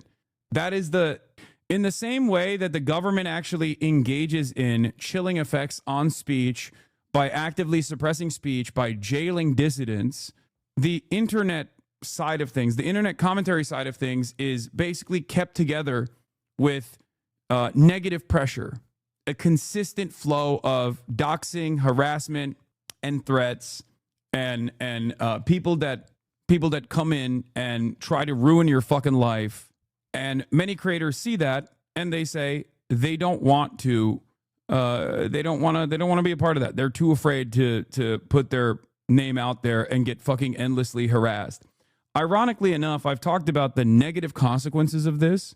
Because, like, if the only kind of commentary that you hear in this space that is considered permissible is right-wing, or people saying they're apolitical but lean on right-wing takes, then that creates an environment of permission for only right-wing commentary. It literally turns the entire space into a right-wing shithole. But that's a totally separate point. $40 for a t-shirt? Yep. American-made, union-made, baby. But let's see what Charlie had to say. That it is clear the government thinks that you are an idiot. They think you are a drooling, stupid Cro-Magnon that will just happily swallow anything they put into your mouth and not think anything more of it, so they don't even need to try when it comes to the cover-up of the Jeffrey Epstein case. There is now a desperate push from Trump and a lot of paid shills to convince the public that the Jeffrey Epstein thing is no big deal and that it's all now a hoax. It has now been officially labeled by Trump and people on the payroll here as a hoax. And they are legitimately laughing at you and actually giggling. They cannot help but have like an actual Santa Claus ho ho ho belly laugh at this play here, this fucking play that John Madden's playbook wouldn't even have in it, about how they're just going to tell you that all of it's not real a week ago, and now they're telling you it is real, but it's actually like a big fake hoax from Obama, Hillary Clinton, and the Democrats. And for some people, that's enough. He hit the big buzzwords, so it must be true. So now a lot of people are running with that, like, we gotta move on from this Epstein thing. It's all fraudulent. He said so. Even though Trump literally campaigned as one of his promises to deliver this Epstein information, the client list. Now he is calling it a hoax. Now I want to mention something up top here that I'm very curious to see how it plays out. Yesterday I covered the amendment that was put forth that got fucking smacked down at the Royal Rumble, where there was an amendment put forth that would try and force the DOJ to release the Epstein client list and all that shit. And it got voted against unanimously by... I'm surprised that you're Charlie said this because it's a hot button issue. No, it's a universal one. It's the people versus the elites in the most like obvious ways possible. That's why there's no like, this is not one of those things where there's like severe repercussions. What is the F happening? What is there like an actual F? I can't tell anymore. The Republicans voting to block it. This is the most bipartisan issue. That's why that is part of the reason why like people will have takes on this that you normally wouldn't hear takes from. Democrats voted unanimously to not have it be blocked, so that way they could at least have a debate about the Epstein files and the handling of it. It didn't go to the next step. It got stopped there.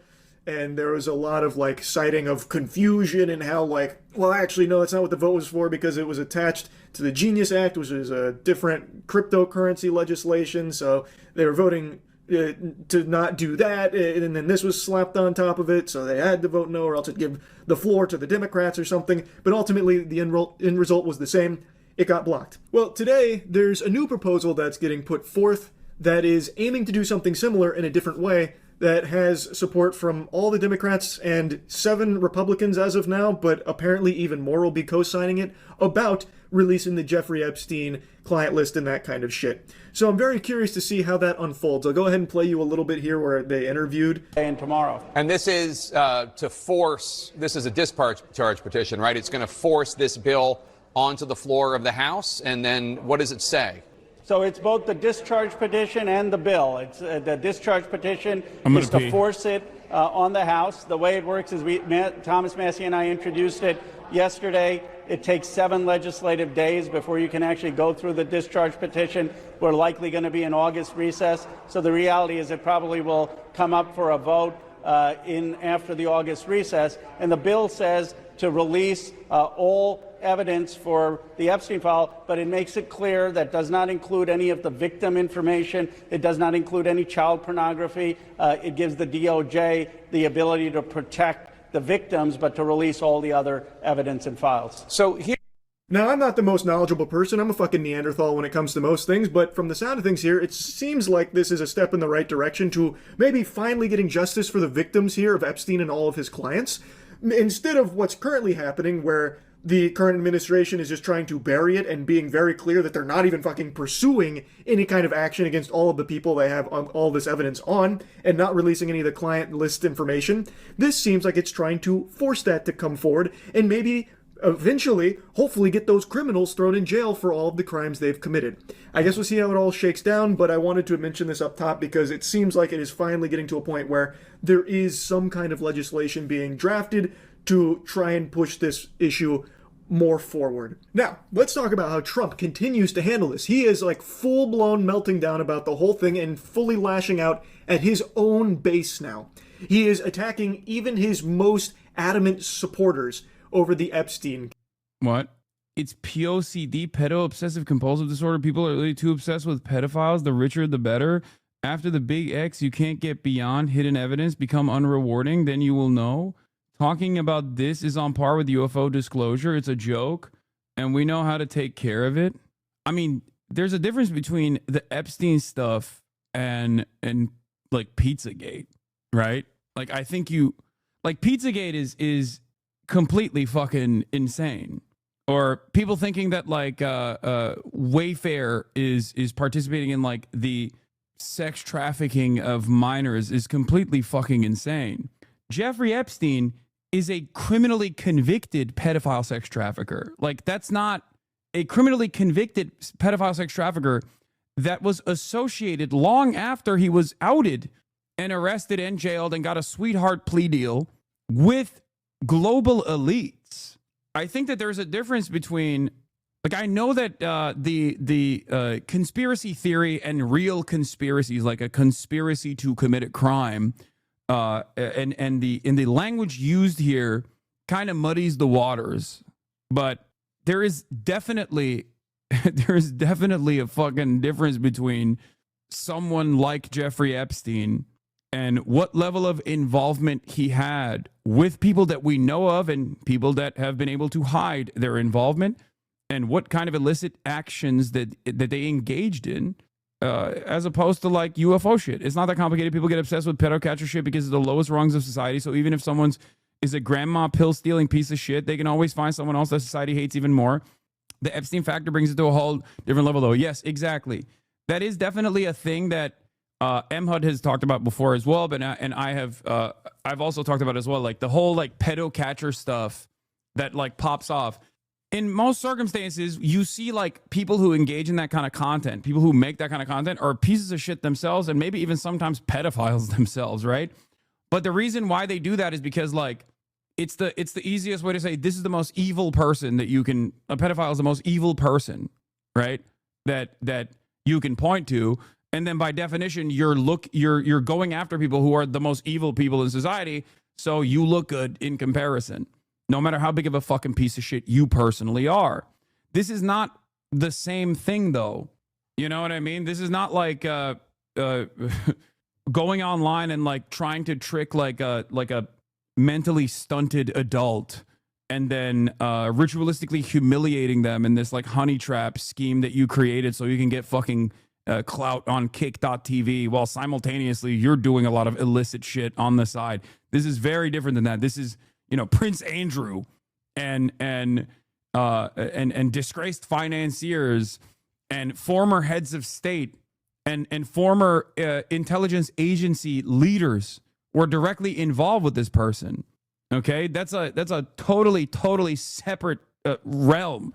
Like even like Andrew Tate or Diddy and the crimes that they've engaged in do not meet the standard of Jeffrey Epstein, which is why I hold it in a totally different category beyond like the pedo hunter shit. Case. He's even saying with his whole floppy chest that you are a bad person if you care about the Epstein stuff. So, yeah, one of the craziest defenses that I've seen on this from the Republicans has been, oh, if you want justice to be served, you want to actually see CSAM, which, of course, everyone's favorite Israel defender, lolicon enjoyer, also had that to say as well. This fucking weirdo. Insane stunt. Democrats wanted to release thousands of videos of child porn to the public, so when Republicans inevitably blocked it, they say, block the Epstein files. What a psychotic fucking approach. No one believes this, right? Even like most people in the MAGA base don't believe this. Absolutely zero people that want justice to be served here are creepily obsessed with like releasing actual footage here, okay? This is the least smart way of deflecting the attention, of spiking the football, basically. Very, very strange. Not so strange coming from this guy who obviously has, you know, shown his friends drawn children, just projection. But like, it is truly one of the dumbest ways to try and fucking deflect the attention away here. Saying that it's boring and nobody should care, even criticizing his own base, calling out his most loyal MAGA supporters, all the enthusiasts, calling them weaklings if they care about this and how they're falling for a big scam, hook, line, and sinker into a Democrat galaxy brain chess maneuver here. And actually, like, I wasn't exaggerating, they are literally laughing about it. It's pretty boring stuff. It's sordid, but it's boring. And I don't understand why it keeps going. I think really only pretty bad people, including fake news, want to keep something like that going. But credible information, let them give it. Anything that's credible, I would say let them have it. So there you hear it. Now, to some of you, the copium's going to set in. You're going to say, hey, he said the credible information, we can release it. We should release it, and we'll talk about that. But they also say in the same interview, we already released the credible information.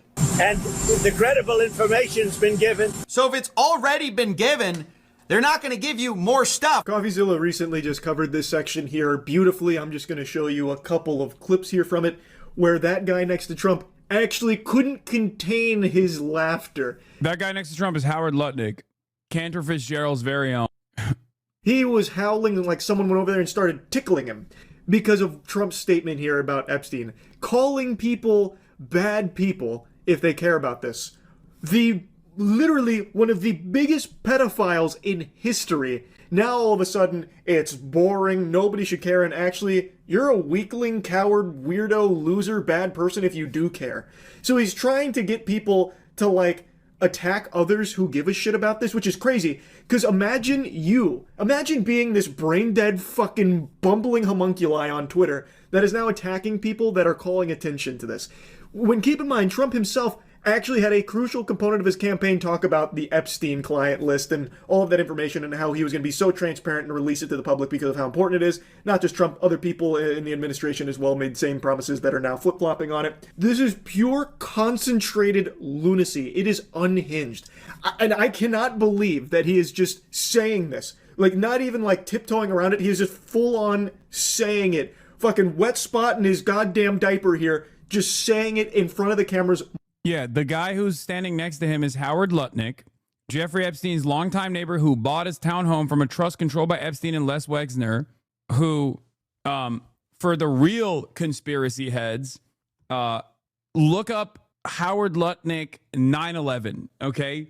Howard Lutnick did a takeover of Cantor Fitzgerald, which lost like 600 employees on 9/11, okay? He's in the Twin Towers. Howard Lutnick then... He wasn't there that morning. He was taking his son to kindergarten. That's not the suspicious part. I'm not saying that he like knew that it was happening or whatever the fuck. His brother died on 9/11 at Cantor Fitzgerald. Howard Lutnick then took Lutnick then took he basically did a settlement, okay? And he sued as the chief of Cantor Fitzgerald. He sued the airplane companies. Okay, Cantor accused the airline of failing to prevent hijackers from taking the plane that crashed in the firm's headquarters in the North Tower of the World Trade Center. After years of legal wrangling, American Airlines agreed on a $135 million settlement. Howard Lutnick literally took the settlement funds and distributed it by shares of Cantor Fitzgerald, which he retained the most shares on. So he basically did this successful litigation against American Airlines and then kept most of the money. It was one of the most insane things I have ever read in my whole life. It is it's like comical, okay? It's comical levels of evil. Some people inside Cantor Fitzgerald believed the money would be distributed to the families of company employees who died in the attacks or put into the firm's general coffers. But during a conference call in March, Lutnick told senior executives the bulk of the money would be distributed among the firm's partners. Dog, what do you mean? Am I dumb? Why is that bad? Why is that bad? Chatter. This is a 9/11 settlement for the family, for the victims of 9/11. The many people that died, like almost the entire fucking firm was wiped out on 9/11 because they were in the Twin Towers. And he took the money. Are you kidding me? He basically kind of robbed the fucking victims and the family members of the victims of 9/11. 600 employees died. That's 600 family members that were supposed to get paid out. He took the bulk of the fucking money in the settlement because the bulk of the money would be distributed among firms' partners, according to one person on the call. Further, the person said each partner would receive $2 for each partnership unit. The source also said Lutnick is widely believed to own the biggest piece of the firm's partnership shares, thus entitling him to possibly tens of millions of dollars from the settlement. I have no idea how much he made from this, but he is the biggest partner, the source said. The speculation in the firm suggests Lutnick took anywhere from $15 million, $25 million from the settlement. A spokeswoman for Cantor would not deny he was entitled to receive millions of dollars, and neither she nor Lutnick would deny the speculated amount. A senior executive at Cantor said the manner in which the settlement was distributed, including the chunk of money Lutnick received, is entirely appropriate, since Cantor never promised family victims a portion of the money in the first place. The executive described the case against American Airlines as a business interruption lawsuit, since Cantor's offices were destroyed in the attack, meaning it was appropriate for the company to keep the money.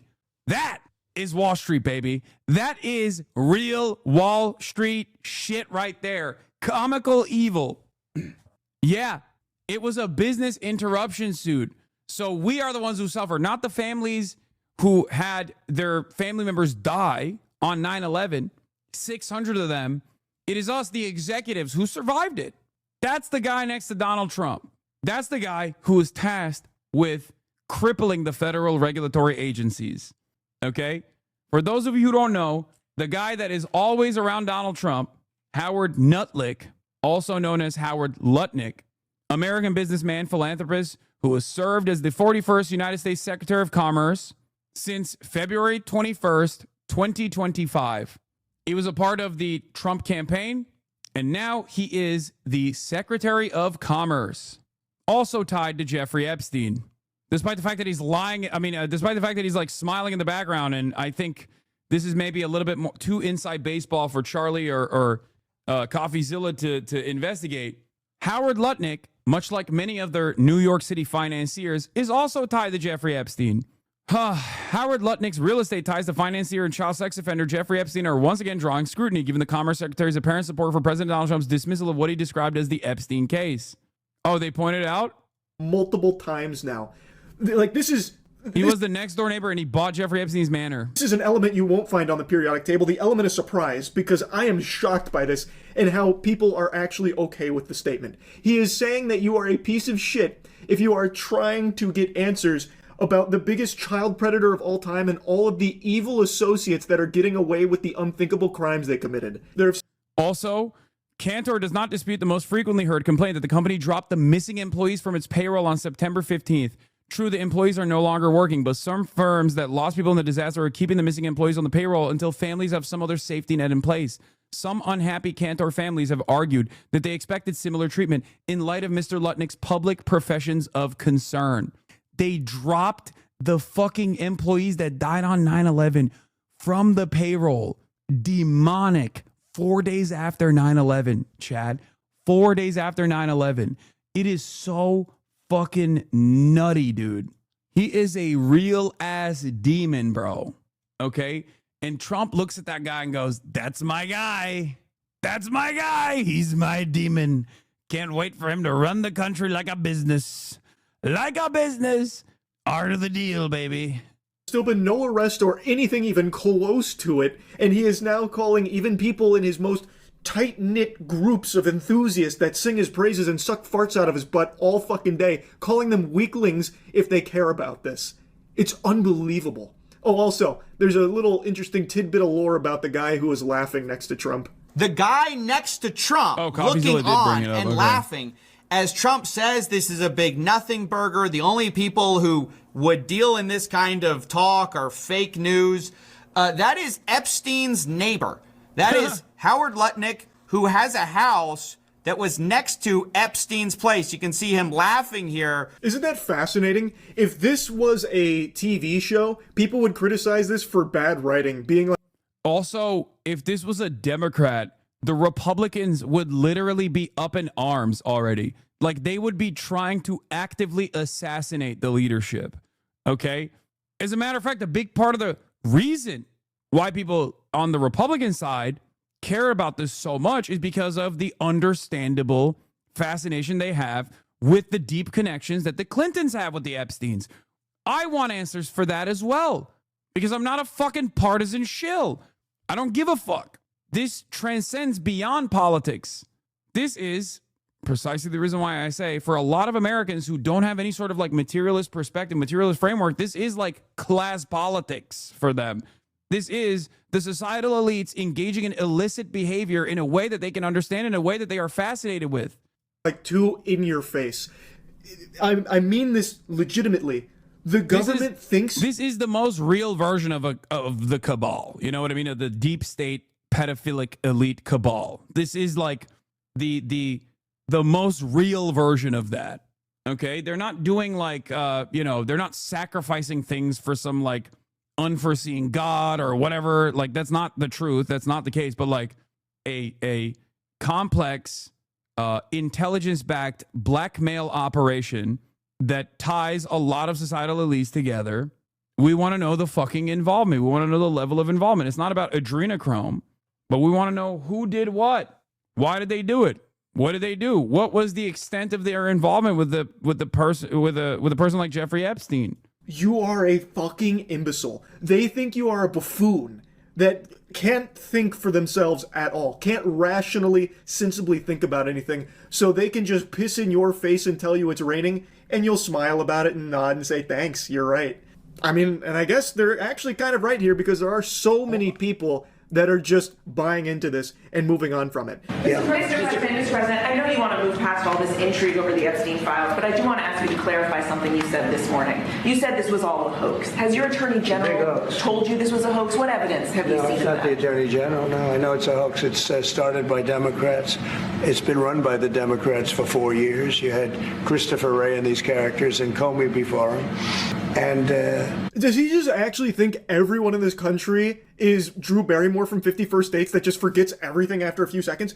Goober, you literally made the promise multiple times that you would release the Epstein information and all of that shit. People around you made the same promises, and now it's just crickets and just falling in line with your delusional attempt here to convince people that it's all some kind of hoax. Nobody is buying that. Nobody that's not on payroll, that is buying that. It is absurd. If this was constructed by the Democrats, surely they would have used it as a weapon against you for the last 4 fucking years that you just mentioned. They would have definitely dropped this information as a means of attacking you. Literally anybody could tell you the same thing. The immediate question that gets raised in people's heads when you keep spreading this stupid fucking lie about it being some kind of engineered hoax is, well, why are you just now saying that when you campaigned on releasing this information? It was a part of your campaign. What is the hoax exactly? That the people are on the list, the conspiracy that he didn't kill himself? No, we don't even fully understand what the hoax is because Donald Trump just kind of says it's a hoax, but he doesn't like actually say what is the hoax. That's the other thing. It's like Donald Trump, under different circumstances, is usually fairly good at like manipulating the conversation, driving people's attention to something else. This is one of those moments where he's like caught with his pants down, pissing against the wind, where he's like, oh, it's a hoax. And people are like, what is the hoax here? Like, what is the fucking hoax? Like, did Jeffrey Epstein not do it? Was he innocent? Like, what do you mean it's a hoax? And he's basically approaching this in a fairly careless manner, throwing shit at a wall and seeing what sticks. First, he said, we'll release the files. First, he said he's going to release the files. Then when he came into office, they did a phase 1 of the release, and everyone was like, this is shit that we knew already. What the fuck's going on? You didn't release anything. And then Donald Trump came out and was like, why are people asking about Jeffrey Epstein? It's not a thing. It's not. There's no files. There's no list. Shut the fuck up. And then he came out and said, there is a list, but the list was created by Obama and Joe Biden, and that there's a lot of fake, phony stuff in the list. And it's like, okay, well, what is it? So there is a list. Let's see the fake list. But we already know he's all over the list, technically. Like, of course he's mentioned in the files. He was directly linked with Jeffrey Epstein for many, many years. But we don't know the extent of his association with Jeffrey Epstein past a certain point. That's the thing. We don't know. We don't know the extent of his relationship with Jeffrey Epstein even before they seemingly separated. But we certainly don't know the extent of his relationship afterwards. All we do know is that people that were involved with Jeffrey Epstein in a very meaningful fashion, who are connected to societal elites, were backers of Trump. Alan Dershowitz, obviously one of the famous examples, was Jeffrey Epstein's friend and also lawyer.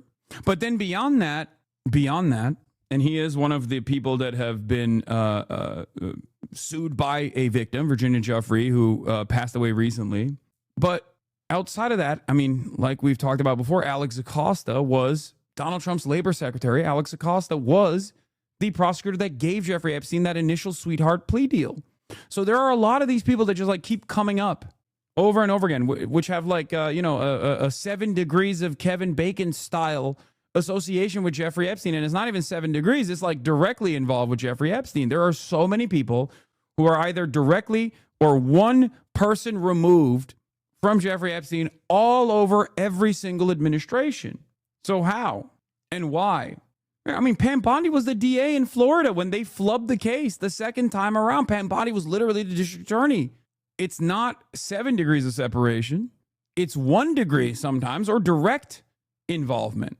And they're all over his previous administration. They're all over his current administration. They're all over every other administration as well. So, of course, people are going to be asking some questions. And this is one of those things that I think liberals are trying to, not even a DA, the attorney general, exactly.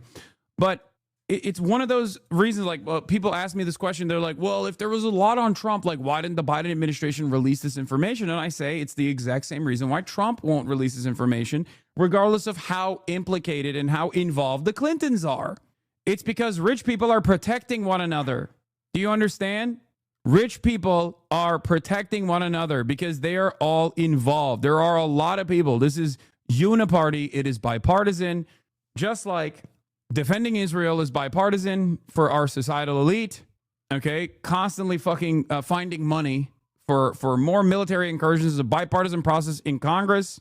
Engaging with a pedophile sex trafficker that has intelligence connections is also a bipartisan process.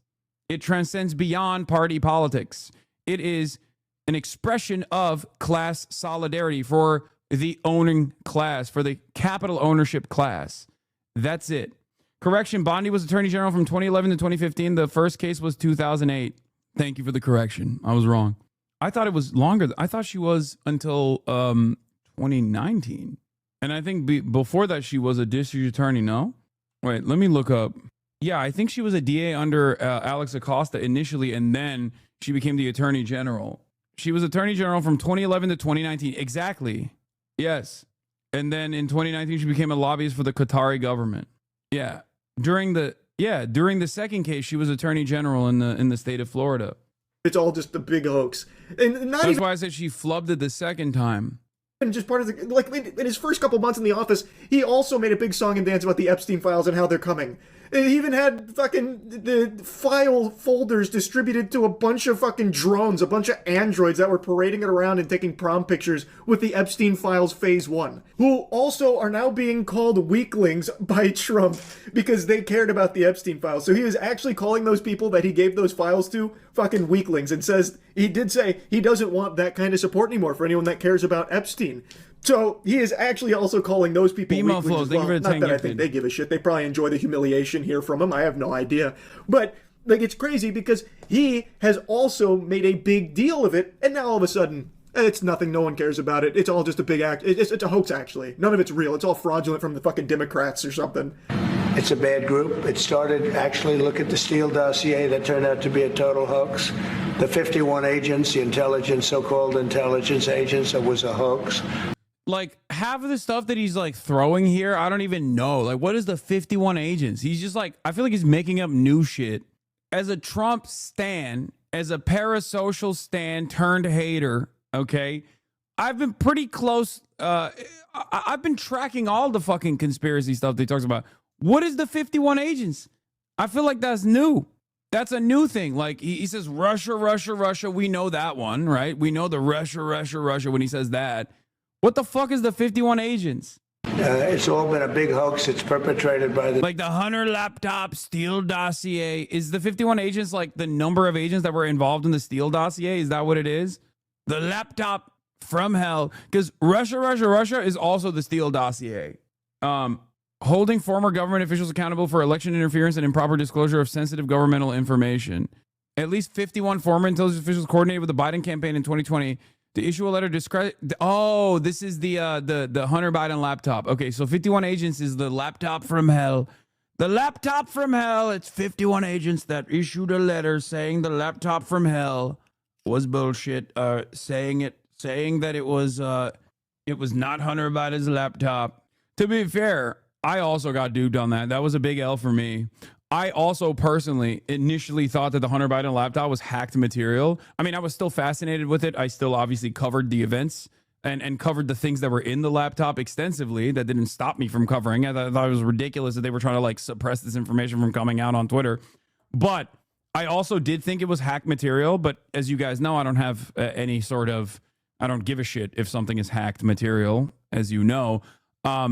But the reason why I thought it was hack material, because I was like, there's no way a human being is that fucking stupid that like this kind of kismet coming together. Hunter Biden leaving his fucking laptop with a blind laptop repairman who happened to be a massive MAGA guy was so perfect. It was just like so perfect that I was like, there's no way this is real. This must be hack material. That didn't stop me from covering it. Of course, I covered it extensively because I think it's fucking stupid when these guys go, oh, this is hack material. They did this with the WikiLeaks shit too. I was like, fuck that. Right? I was like, there's no way this guy fucking filmed himself smoking crack over and over again with his dick out and then had all of those photos on his laptop that he left with a blind laptop repairman who was a MAGA guy who gave the fucking laptop to the Trump admin. There's just no way. Because it was that stupid. Turns out, nope, he is that fucking insane. That story is insane. It is real. All right. Yeah, the laptop repairman that he left it with was blind as well. Unless I'm misremembering. I'm pretty sure the laptop repairman was blind. They made a point about it on fucking... They made a point about it on the... when they were covering it on Fox News. Everything you said sounds like a skit. Nope, that's how stupid. That is how fucking stupid this administration is. That's how stupid American politics is in general. That's why so many people from all around the world tune in to my broadcast to see what is the next thing that will happen in the dumbest fucking country on the planet. Democrats. That happens to rule the entire planet. Some stupid Republicans and foolish Republicans fall into the net. And so they try and do the Democrats' work. No, it's I call it the Epstein hoax. It takes a lot of time and effort. Instead of talking about the great achievements we've had. He's not being shy about it. Like, he's not being timid. He's not over here, like, under his breath saying these things. He is actually just full-blown multiple times saying how stupid people are if they care about Epstein case and all of the evil people that have gotten away with it that are actively being covered for by this administration. Also, the previous administration as well. Anyone that's ever cared about the Epstein case apparently is stupid in Trump's eyes and has been deceived by an elaborate Democrat hoax, which they never actually used for some fucking reason. I guess, because that makes sense. It's demented. He has latched onto this titty hard and is trying to suck all the milk it can possibly get from this narrative that nobody is believing. No real people, that is. He is so desperately on his hands and knees, crawling, groveling, begging people to move on from it, trying to even give it like a title. Their new scam is what we will forever call the Jeffrey Epstein hoax. Yeah, that part was really bad. I mean, normally he's a pretty good marketer. But this was really bad where he's like, everyone's calling it that. You should call it that too. It's like, no, I don't think people are calling it that, man. I think you want people to call it that, but I don't think people are gonna call it that, big dog. That's just, yeah, when your goat is washed, that's what this is. And then again, calling out his supporters, saying that they bought into the bullshit and that they haven't learned their lesson, never will. And it's just crazy. Like, he's actually even attacking. Do you think he genuinely doesn't understand that his base actually cares about this? No. I think, and I've said this a lot, and I will keep repeating this. People used to get more mad at me when I used to say this in the last administration. Trump, in moments that matter, is just a regular ass Republican. He is the logical conclusion of Republican politics. Okay? And for that reason, he already did his job. He already got the fucking tax cuts. So it doesn't matter. Yes, he likes being liked. He likes being loved. He likes being admired. He's a narcissist. But beyond that admiration, he did his job already. He got the agenda. He got the agenda that he set forth. So everything after that is just like bonus points. And obviously, as a regular ass Republican, once he got the tax cuts in, it's over. He's making his money on fucking cryptocurrency schemes. He's farming the government for Trump properties all around the world. He got a nice little fucking jet from Qatar, right? He's doing all that shit. He's also giving like some crumbs to the base as far as like doing mass ICE raids all around the country, things like that. So he's giving some cookies to the white supremacists that really want mass deportations to continue to take place. And that's it. I think it's because he won. He already won. So everything else from this point on is just like, I don't think he gives a shit, you know? His own base now. He says, let these weaklings continue forward and do the Democrats' work. Don't even think of talking of our incredible and unprecedented success. Nitpick, the September 2019 Epstein case was federal and in New York, not Florida. As Florida Attorney General, Bondi would only be involved in state cases. She also left office in January 2019, so she sucks, but she didn't really have anything to do with the Epstein case, first or second. All these people, obviously, she was a ASA in Tampa in 2008 also. No, that's not an actually. That's valid. Thank you. Thank you for the clarification, chatter. I'm wrong. I'm wrong for saying Attorney General Pam Bondi had any involvement whatsoever in the initial case. Because the initial case was conducted by Alexander Acosta, who was a prosecutor. And then I recall the local police department also.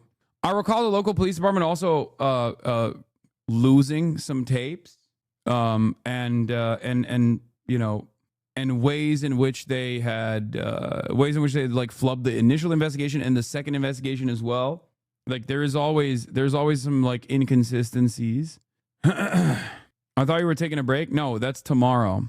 I do think that even as Attorney General, though, the idea that you don't have any involvement with like an active criminal that has operated from Florida is still wrong. Like there are things that they could have done. There are things that she could have done as well. I believe you can like when the Miami Herald article came out, I don't know if Pam Bondi was still the Attorney General, but I'm pretty sure they could have seized, like they could have moved on Jeffrey Epstein quickly when she was the Attorney General and the information was coming out instead of. Yeah, she was the Attorney General when the Miami Herald article came out, and there was a lot of conversations about like reopening the Jeffrey Epstein case, and she didn't do that. Like that's the extent of her involvement, rather lack of involvement, where she didn't actually. HasanAbi archive, making it sound like you're quitting streaming. Jesus Christ, dude. Whatever, who cares? Yeah, she could have brought a state case against Epstein as the Florida Attorney General anytime from 2011 to 2019. No question. That is the extent of her involvement, which is to not do anything from 2011 to 2019. And because like the Southern District of New York opened a case against Jeffrey Epstein, right? Southern District of New York opened the case. And that's where they were like, I mean, but in Florida, they could have done so as well, or even before the Southern District of New York. But I guess, it's better that the Southern District of New York opened up the Jeffrey Epstein case instead of her anyway, because who knows what kind of trickery would have taken place if Pam Bondi was involved in that. Because I don't want their support anymore. You can literally hear him crossing his arms in that statement. Well, I don't want their support anymore anyway. Like a child mad at their parents because they didn't get a cookie after dinner or something. It's so pathetic. I really don't understand how just a normal person could see all of this and still just write it off as no big deal and be supportive of the way he is handling this shit and the administration, the way they're handling it. It's incomprehensible to me. Now, I understand people who are... What's stopping from destroying the files? I mean, if you want my honest speculation, wee-woo speculation, it's literally sexual blackmail of elites. It requires a lot of work. They work really hard for those. They're not just going to fucking cast that aside. They're not going to burn it in a pit. That's literally decades of sexual blackmail, potentially. That is incredibly valuable sexual blackmail. I don't think they're just going to toss it aside. Alex Jones take? I mean, dude, this guy is a fucking convicted pedophile sex trafficker who was directly involved with people that we know were outed by victims who happened to be members of the royal family famous professors at Harvard who also were on Jeffrey Epstein's legal team and are Trump boosters and Trump defenders, former presidents, former secretaries of state, Hillary Rodham Clinton, Bill Clinton. Like, what are we talking about?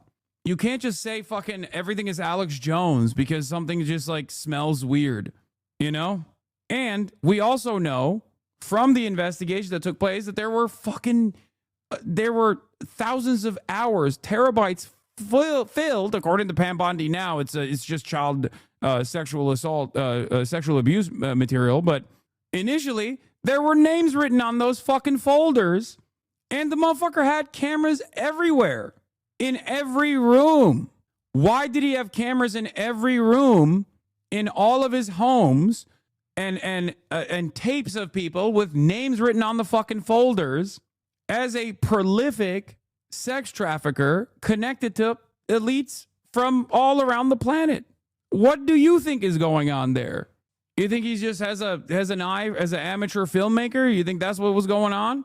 Why did he have cameras in the fucking bathrooms, for example? What the fuck? What is that about? Why did people like Ehud Barak, former prime minister of Israel, Ehud Barak, go to his house? Like, what do you think was going on? Yeah, he was a streamer house. How did he make all the money? Why did so many people like Les Wexner basically give him power of attorney? Other disgraced financiers in New York. Why did they keep giving him hundreds of millions of dollars? What do you think was going on? I just don't think we'll ever know the full the full extent of this. But it's crazy when people just go, oh, dude, this is just a conspiracy theory. It's like, no, it's not. I do think it's very suspicious, but powerful people go to rich financiers' house isn't exactly shocking, even without the trafficking stuff. No, the shocking part about it is that these are not just powerful people going to rich financiers' house. These are powerful people that were directly tied to intelligence. Like the former head of the CIA having meetings with this guy is a fucking big deal, especially past the point of like everybody knowing he is a pedophile sex trafficker. Do you see what I'm saying? Tending to be okay with it because they're getting some doubloons under the table for it, no doubt. But this, like any sensible person would see this and immediately smell the shit. It's just so fucking nuts how blatant this is. And it's, I just can't help but keep talking about it. I can't stop yapping about it. It is unreal. I don't think there's that many elites involved with stuff like this. Yes, there are.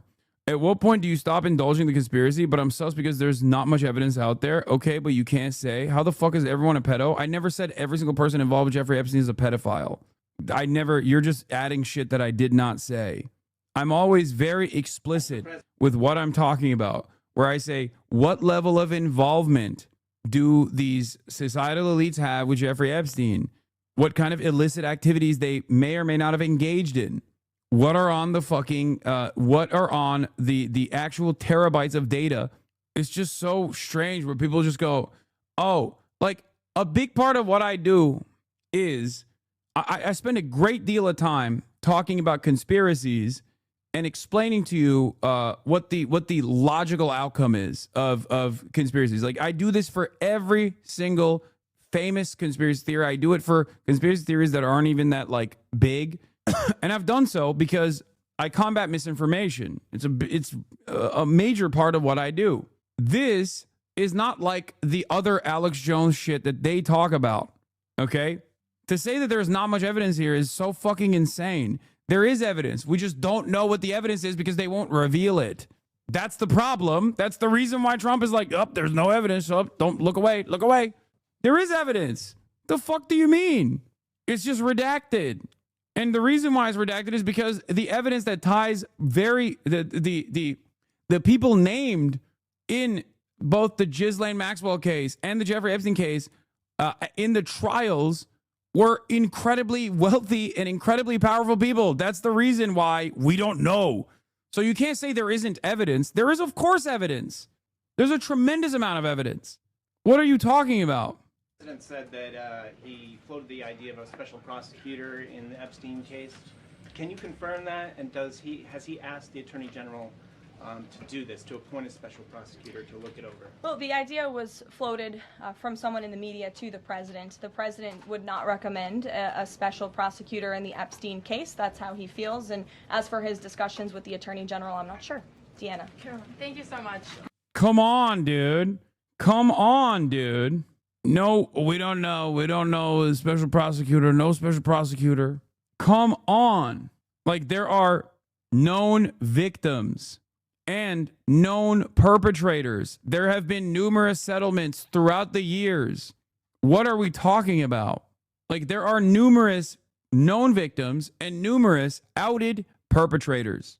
What are we talking about? And a shit ton of settlements that have come out of this. JP Morgan is involved.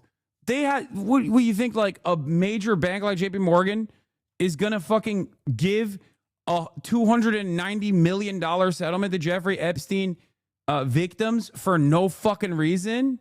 Like, you think that was just for fun? That was just like what do you think?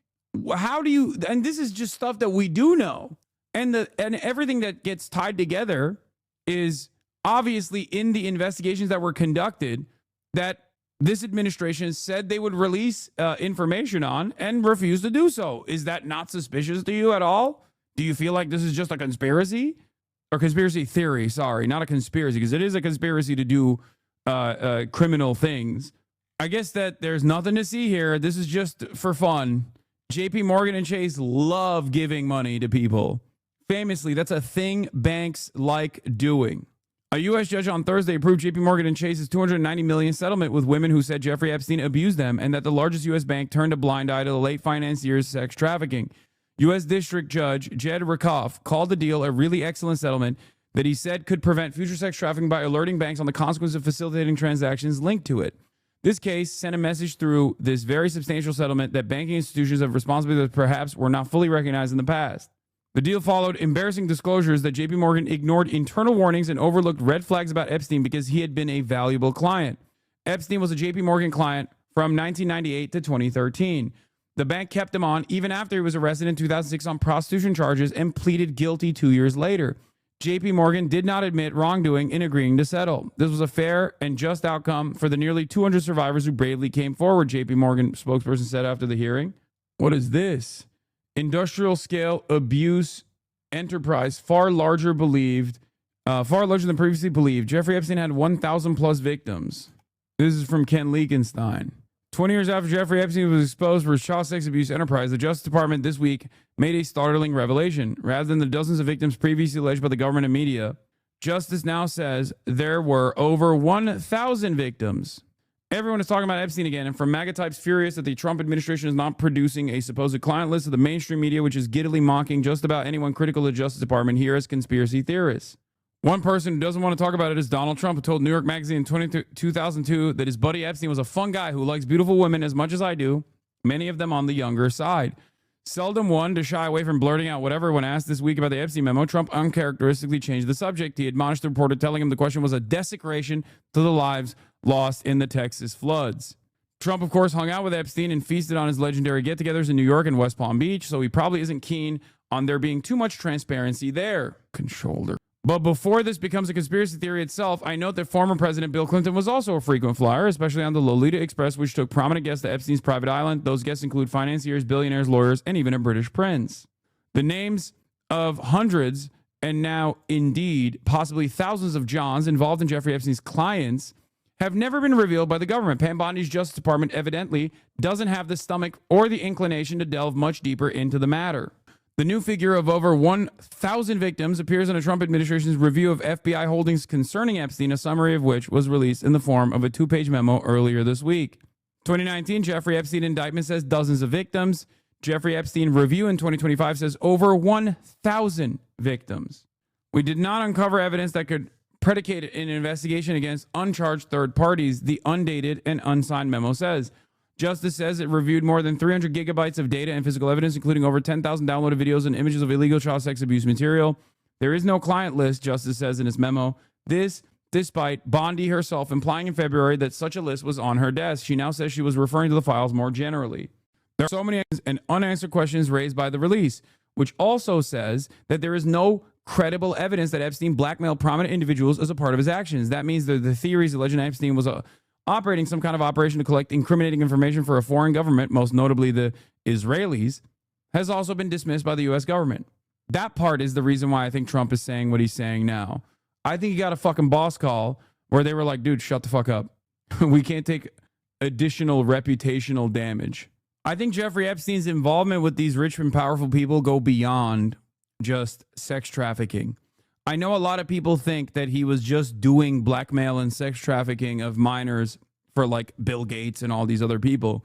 But I think the real reason why they won't release it is because of the actual financial entanglements that he had with so many wealthy people, from Bill Ackman to Bill Gates to Bill Clinton. A lot of Bills, weirdly enough.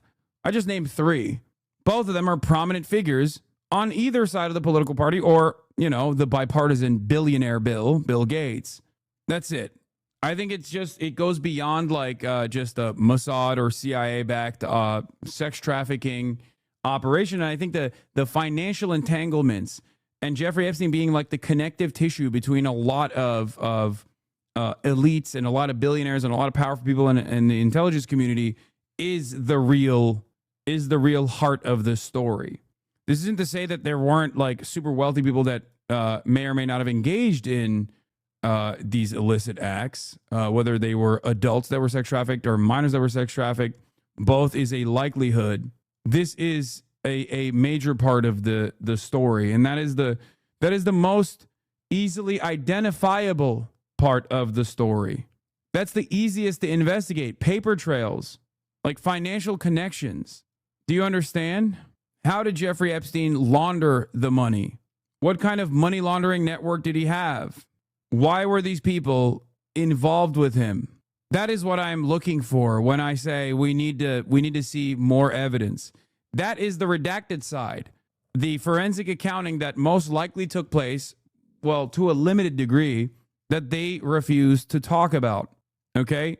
Memo says that because of this exhaustive search, there's no need for justice or the FBI to disclose anything further. This is a reversal of Trump's promise to his voters that he would take a look at the Epstein case as president. When the Justice Department indicted Epstein in 2019, it repeatedly referred to dozens of minor girls that had been abused.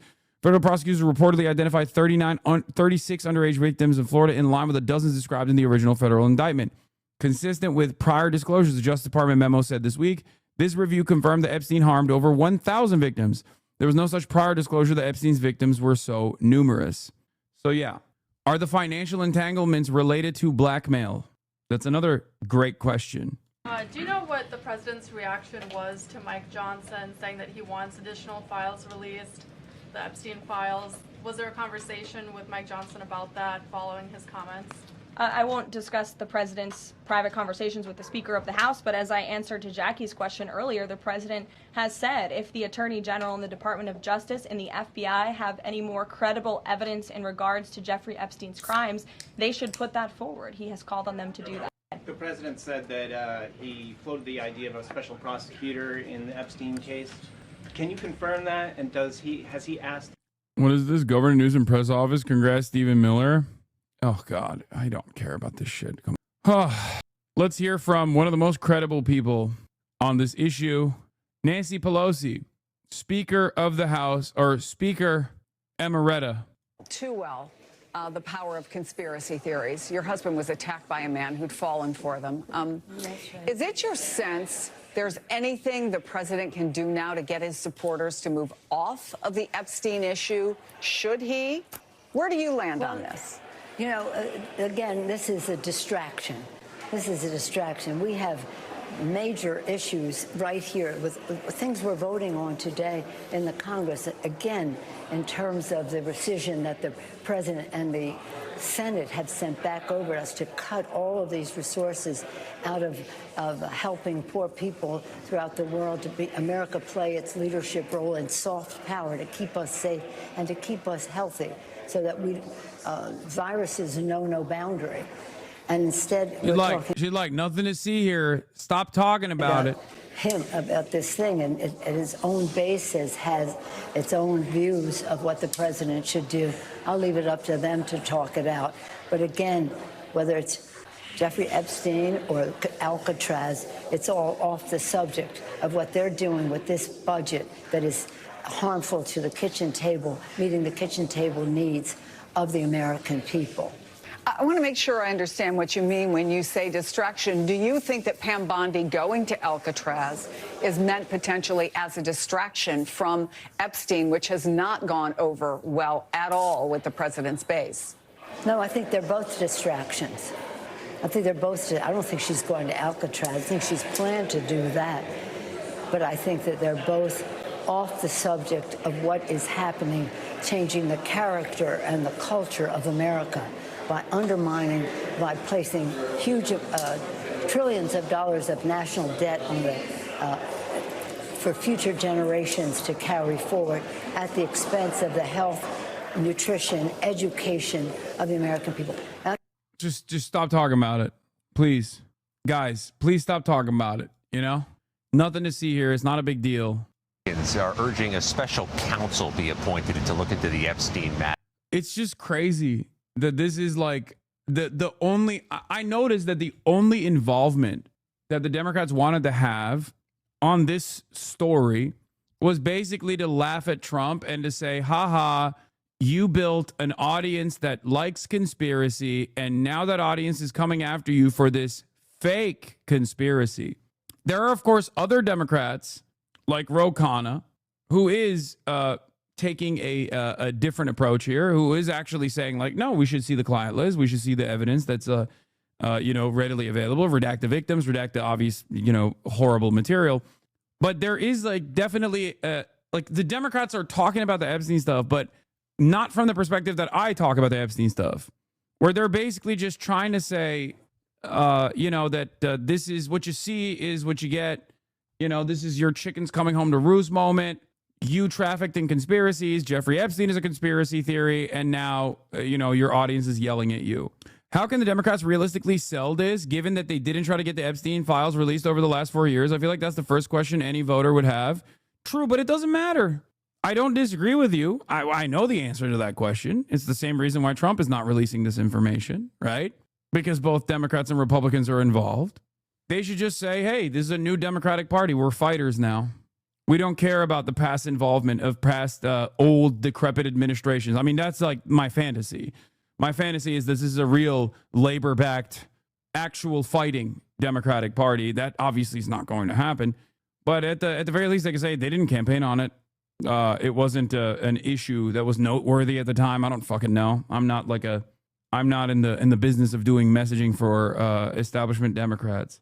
The president, when asked about that, said yesterday he has nothing to do with it. Scott, meanwhile, there's a high-profile firing inside the Justice Department. Another one. What do you know about that? Yeah, the prosecutor is Maureen Comey, who's been fired. That name sounds familiar. She is the daughter of former FBI Director James Comey, and she handled, in part, the Sean Diddy Combs case and the Jeffrey Epstein case. The Department of Justice would not comment on why Comey was fired. We do know that she was fired under the presidential authority, which means it was done under the president's name, and the president has had some run-ins with James Comey after firing. Do you think this story is losing steam? No. Even if the media doesn't cover it, the independent media will never stop talking about this because they never stopped talking about this. They didn't stop talking about Jeffrey Epstein when Biden was president. They didn't stop talking about Jeffrey Epstein when in the beginning of Trump's presidency. It's not a thing that it will lose a little bit of its steam, and perhaps mainstream media will stop talking about it. But I don't think it's going to go away. I think people will always remember, and whenever there's like any sort of mention from Trump or anybody else or anything that involves the case, it will come back over and over again. Firing him in 2017, Tony. Run-ins, to say the least. Scott. As I said, this is the one thing that unironically separates Trump from his base. The idea of a special prosecutor in the Epstein case. Can you confirm that? And has he asked the Attorney General to do this, to appoint a special prosecutor to look it over? Well, the idea was floated from someone in the media to the president. The president would not recommend a special prosecutor in the Epstein case. That's how he feels. And as for his discussions with the Attorney General, I'm not sure. Clarify which part of the Epstein hoax is the hoax part?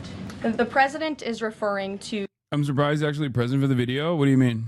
You're talking about me? You have a pedophile Nazi on your fucking profile picture. I think you got bigger worries than like a Twitch streamer moving away from the camera to take a piss for 25 seconds. That's kind of sad, big dog. Like an actual out and about, straight up pedophile Nazi. That's crazy. The fact that Democrats have now seized on this as if they ever wanted transparency when it comes to Jeffrey Epstein, which is an asinine suggestion for any Democrat to make. The Democrats had control of this building, the White House, for 4 years, and they didn't do a dang thing when it came to transparency. Okay, but you're here. You're in charge now. That's why people voted for you. Not me, but there are plenty of people in your base that voted for you specifically because of the transparency that you said you would provide. And the real reason why it's an issue now is because you're refusing to provide that transparency, which is precisely the reason why people are asking these questions. Doors open. In regards to Jeffrey Epstein and his heinous crimes. It was this president. She's like, hey, remember when the Democrats didn't offer transparency? It's like, okay, but right now, people have an issue with you not offering transparency, like you're in charge. What's up with that? Also, another question here obviously is, well, he did die under Trump's watch. What the fuck was that about? He was investigated and prosecuted under Trump's watch. He died in a federal prison under Trump's watch. Trump has said some weird things about both Jeffrey Epstein and Ghislaine Maxwell. There's so many different parts of this that, this conspiracy that Trump is involved with, and it's all strange. Who directed the Department of Justice and the Attorney General to do an exhaustive review of all... Why is everyone being so disrespectful to Ghislaine Maxwell? Her boyfriend died or maybe was killed. Nobody knows. Why is everyone being so disrespectful to her? I wish her well. Like, that's crazy. That is a crazy thing to say. That's not just like a political gaffe, okay? You are straight up humanizing a sex trafficker and her associate that participated in the sex trafficking, like criminally convicted, okay? When Trump is not exactly known for humanizing people, even who are his allies. Like, that's not like Trump at all. Files related to Jeffrey Epstein, which they did. The Attorney General and the FBI, led by Pam Bondi, Dan Bongino, Kash Patel, these are great patriots, some of the most trusted voices in the Republican Party movement. It's part of the reason the president appointed them to these high law enforcement positions. And they spent many months going through all of the files related to Jeffrey Epstein, and they concluded what they found in that memo, which they drafted and they released. And so the president has been transparent. He has followed through on his promises to the American people. But he doesn't like to see Democrats and the mainstream media covering this like it's the biggest story that the American people care about. The president has been working so hard this week. On Tuesday, he went to Pennsylvania, where he secured $90 billion in investments for the Commonwealth, for the people of that state. After that, he came back to the Oval Office at 8 p.m. He went in there to whip votes to get the Genius Act signed into law. And because of his efforts, that bill is now going to be signed and passed. The following day, yesterday, he meets with a foreign leader, the King of Bahrain, to secure more investments into this country. And then yesterday afternoon, the president is in the East Room of the White House mourning with parents who have lost their children because of fentanyl, signing a bipartisan piece of legislation.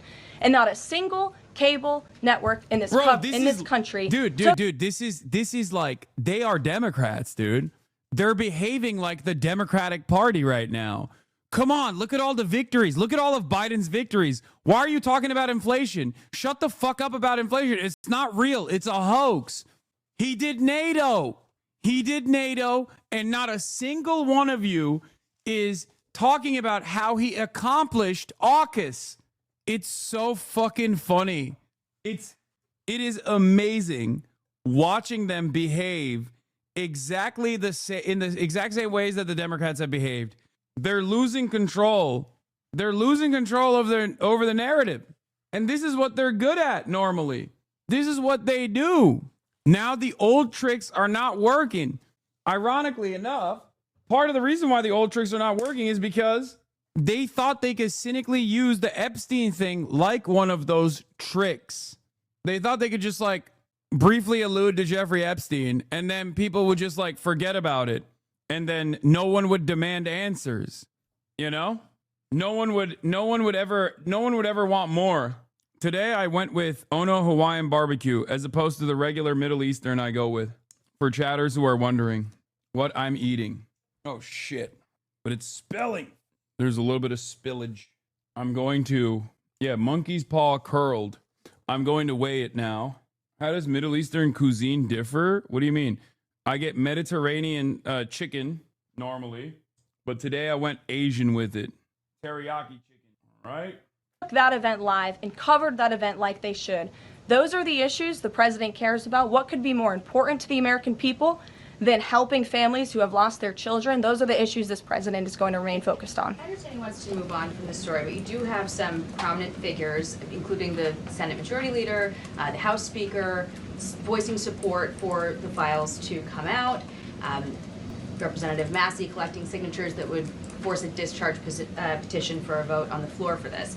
It doesn't seem to be going away. What is stopping the administration from just redacting any sensitive information, grand jury information, and putting out what is appropriate so that the American people can decide and then let this story die? Well, in terms of redactions or grand jury seals, those are questions for the Department of Justice. Those are also questions for the judges who have that information under a seal. And that would have to be requested, and a judge would have to approve it. That's out of the president's control. He has said, in agreement with some of the leaders on Capitol Hill, that if the Attorney General and the Department of Justice come across any other credible evidence, they should provide that to the American people. The president has said that, and he agrees with them on that. Why did he fire Maureen Comey? The Department of Justice did, and I would defer you to them.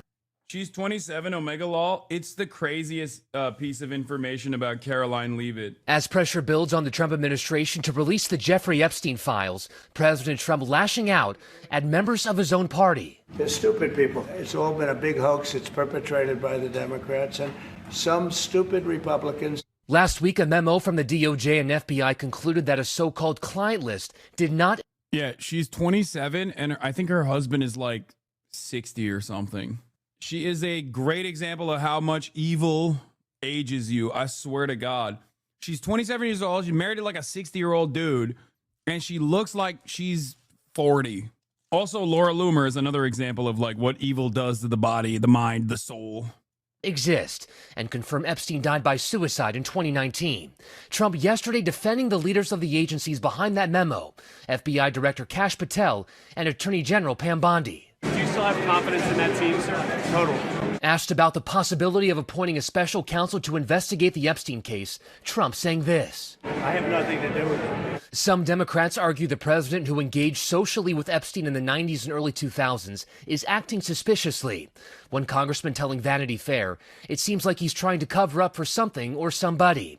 At the same time, Republicans argue there must be more transparency. I think that this government holds on to so many secrets that are unnecessary, and I think that look, the public wants answers on this. I mean, this was a campaign issue. House Speaker Mike Johnson insisting he's on the same page as Trump. I mean, there are, whistleblowers and minors' names involved. You got to be careful not to release that. Johnson also saying Americans deserve more information. We're for transparency. You need to have all of the credit.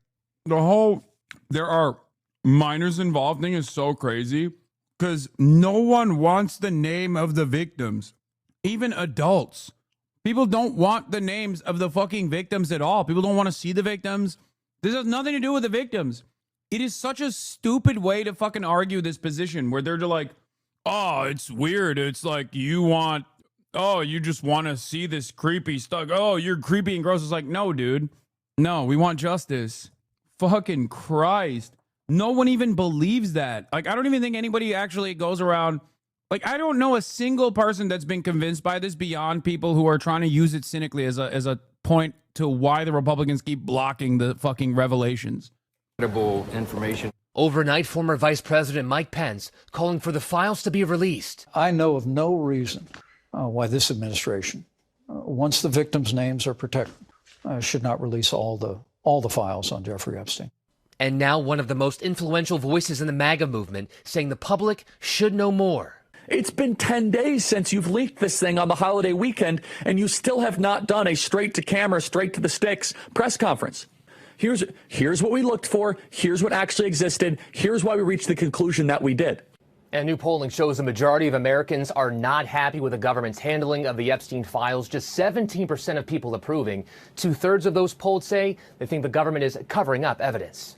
Let's bring in NBC News senior White House correspondent Gabe Gutierrez, NBC's Julie Sirkin on Capitol Hill, and former federal prosecutor and Politico magazine senior writer Ankush Kadori. So, Gabe, the president now lashing out at his own supporters, and yet this backlash is only growing. Trump ally Laura Loomer even warning that this issue could consume his presidency. Where's the White House thinking on this morning?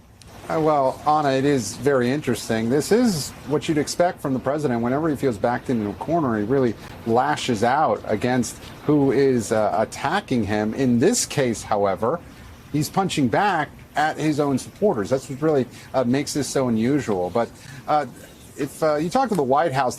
Like, the whole point is you do the Jeffrey Epstein style stuff, and I'll say, like, I'll put, like, trans issues in that same bracket, right? Obviously, Jeffrey Epstein's a real ongoing problem, as opposed to trans issues being like a simple distraction that the administration uses. But that's like supposed to be a part of the things that you do give the people so that they don't pay attention to you fucking them over by cutting their Medicaid, right? In the process of offering tax cuts to the super wealthy. So when you don't give them the treats, the treats that they are demanding, they're going to be like, what the fuck is this? This is the thing. This is the only thing I care about. It's like, there's almost a nihilistic attitude that is presented by a lot of people in the base where they're like, we know that you're not going to do anything, but we thought you would at least like expose some pedophiles and like fuck up the system a little bit. And all you've done is fuck up the system in the wrong direction in the same way that like any other Republican would.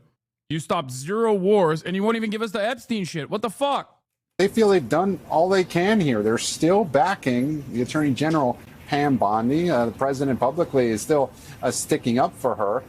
And they say that she's done all she could, that the DOJ put out that statement. The president has been asked about this repeatedly and says that Bondi briefed him very quickly, but that there's no... that he's encouraging her to release any credible information here. And so that right now is the open question at this point.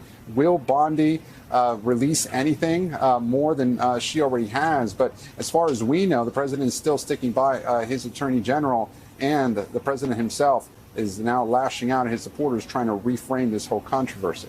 Julie, we have seen Republicans on the Hill break with the president on this, and now that the president's ire is growing, are they backing down?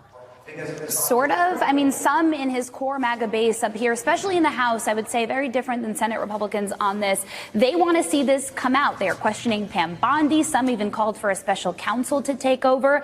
Lauren Boebert, for example, suggested it should be former Congressman Matt Gaetz, who is up for Attorney General, but that never went through. And so this is just an issue that has been brewing within the MAGA circles for years. I remember I even covered President Trump in his final days before his campaign this year, and he was talking about it, as were his allies, his conservative allies that he was bringing up on stage. Speaker Johnson, however, softening his tone earlier this week, suggesting this is a bigger issue, perhaps breaking for the first time that I've seen with the president so publicly, and then yesterday suggesting his words were taken out of context. Take a listen to this. It's a very delicate subject, but we should put everything out there and let the people decide it. I have been misquoted and misrepresented on all of that. Go watch the interview I did with Benny Johnson. I'm very clear. I mean, we're for transparency. I'm saying the same thing. Outside of stanchions. Except they're not really saying the same things the president is. Sure, the president said Bondi could release some of these files, but here's the thing. Democrats are also keeping this issue completely front and center for Republicans. For example, yesterday I scooped a resolution in the Senate by Ruben Gallego that he's trying to push, essentially a messaging vote, but all of these designed to put Republicans in a hard spot and reaffirm their desire to either get these documents out there or keep them hidden. Anna. It looks like there's some bipartisan legislation being pushed, or a resolution in the House, with Republican Thomas Massie signing on to Democrat Ro Khanna's resolution to try to force a vote on releasing the files as soon as next week. What's the likelihood of that happening, Julie? And this is what I mean about the differences between Republicans in the Senate and the House. Yeah, Thomas Massie, a Republican. What if Trump only releases the names of Democrats? First of all, he won't, because Again, I'm going to go back to this one more time. Mutually assured pedophilia destruction. That's number one. Number two, he won't, because I don't even think his base would fucking agree to it. They'd be like, what do you mean? Oh, so you just held this back for no reason for weeks and said it was a fucking hoax when it was just the Democrats that were a part of the pedophilic elite? No shot. I think cat's out of the fucking bag. It's mutually assured pedophilic destruction, because if, like, what would stop people from being like, oh yeah, you think I'm only the person involved? Well, Trump is involved too. Dems have a copy of the list? Yeah, it's roll call. Republican who has drawn the ire of the president basically all year long for a number of issues, teaming up with Ro Khanna, as you mentioned, to try and force a vote on the floor to essentially force the DOJ to release these documents, to get them all out there. The only issue is that resolution in the House will take 7 days before Massey and Khanna can even call around and start collecting signatures. They need 218, a majority, to be able to force Johnson's hand in getting this moving on the floor. And that's another tell here. If Johnson really wanted to force the DOJ to do this, he could by putting this on the floor himself. Clearly he doesn't, and trusts the president to do the right thing here when it comes to the Epstein case. But for Khanna and Massey's resolution, still a while to go on that. Gabe, there's also the fact that the president's going back on his own promises to his supporters during the 2024 campaign that he would release the files. Take a look. Would you declassify the Epstein files? Yeah, I would. All right. Yes, I would. We need to release the Epstein list. That is an important thing. How is it that my father could be convicted of 34 crimes, but no one on Epstein's list has even been brought to light? The president, his vice president, his own son, all on the 2024 campaign trail making something out of the Epstein files. Now he wants to disavow supporters who care about the Epstein files. Gabe, like, the media is taking, like, the liberal side of the media is taking like a weird approach to it, where some people are basically using this as an attempt to, like, make fun of Donald Trump, to be like, see, this is what you get, because it's, like, obviously fucking, it's obviously, the Epstein stuff is obviously a conspiracy, and you trafficked in QAnon too much, and here, what you see is what you get, you know? I don't like that, because I don't think it's just a conspiracy at all. No more investigations into Epstein. No special prosecutor. Yeah, CoffeeZilla's been fucking pumping the Epstein vids. Look at this. He wants to bury the Epstein files. 1.7 million views. Raw Epstein footage was modified. 1.4 million views. The worst cover-up of my lifetime. 2.9 million views. The story keeps changing. 1.9 million views.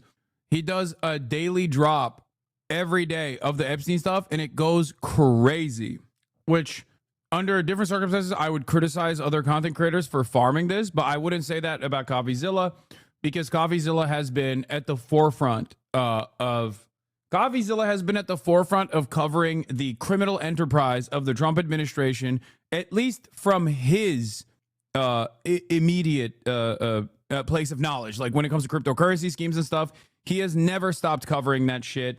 He is actually, it's been kind of funny watching him just, like, lose his mind at, like, how very openly illegal and criminal the Trump administration is, and yet no one seemingly cares.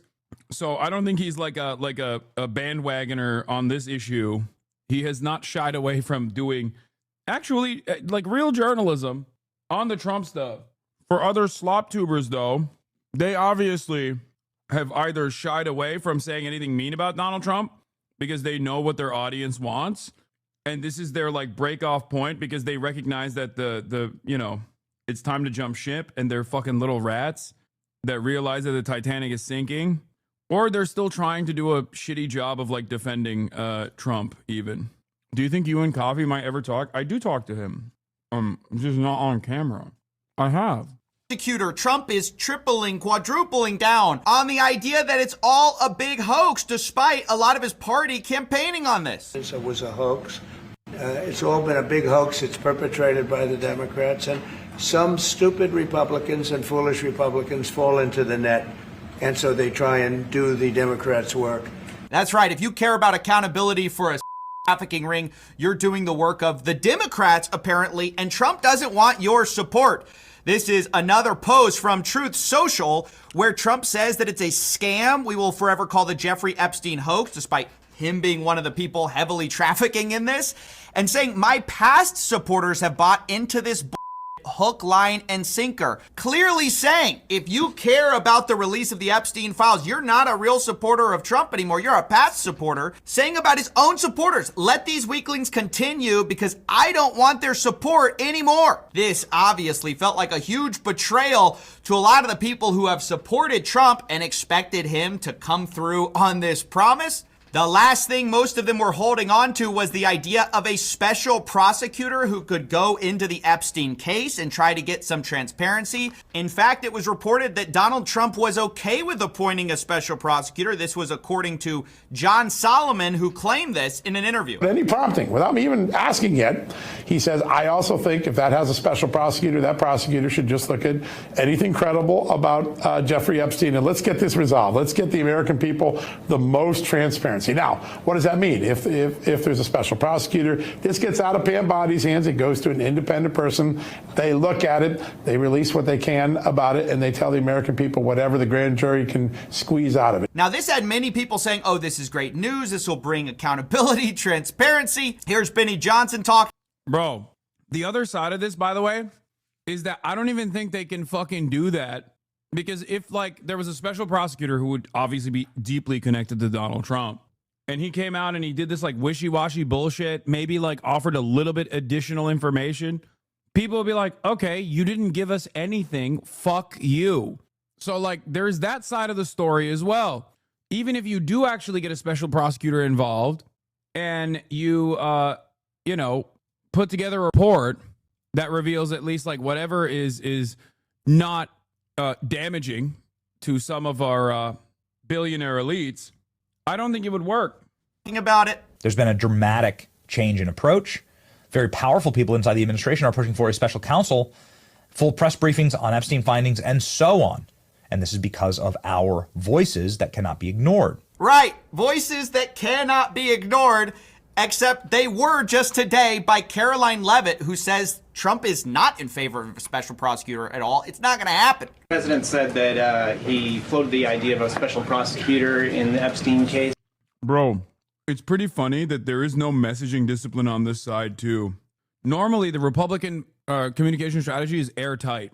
Trump says something, you hear it being rehashed a million times over from from Fox News all the way down to like a 57-person subscriber YouTube page. You know, in this issue, Trump says something and everyone on the independent sphere that actually has to be accountable to their audiences immediately panic. And because they panic in this situation, because they're panicins, they start over-promising. Where they're like, oh, there will be a special investigator, a special prosecutor, I promise. And then Trump's like, nope, no special prosecutor at all, no investigation, it's done, it's a hoax. And if you care about it, you're stupid. And then they're like, oh, he didn't mean that. He didn't mean that you're stupid. He meant that, like, you're actually brilliant. I promise. He's like, no, I meant you're stupid.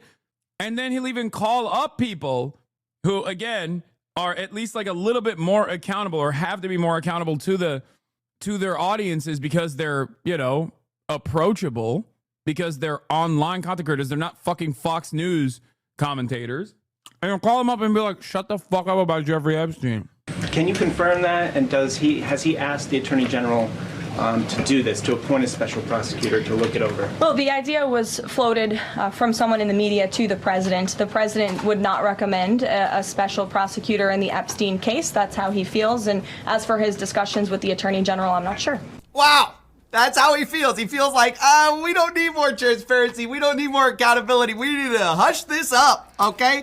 Trump has also responded when asked that he has nothing to do with a special investigation. President Trump, would you consider appointing a special counsel to investigate the Jeffrey Epstein investigation?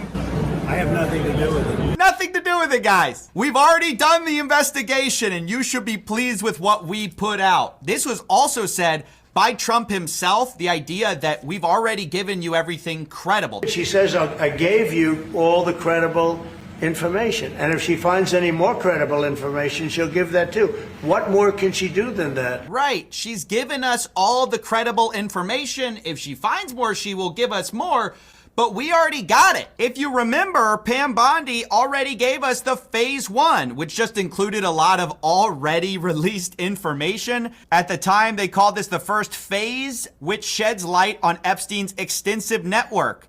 An extensive network that now includes 2 people, Epstein. Yeah, Epstein and Ghislaine Maxwell. That's it. No one else. Please stop. That's the other side of this, like, where they literally, the phase 1 implies that there's supposed to be more phases.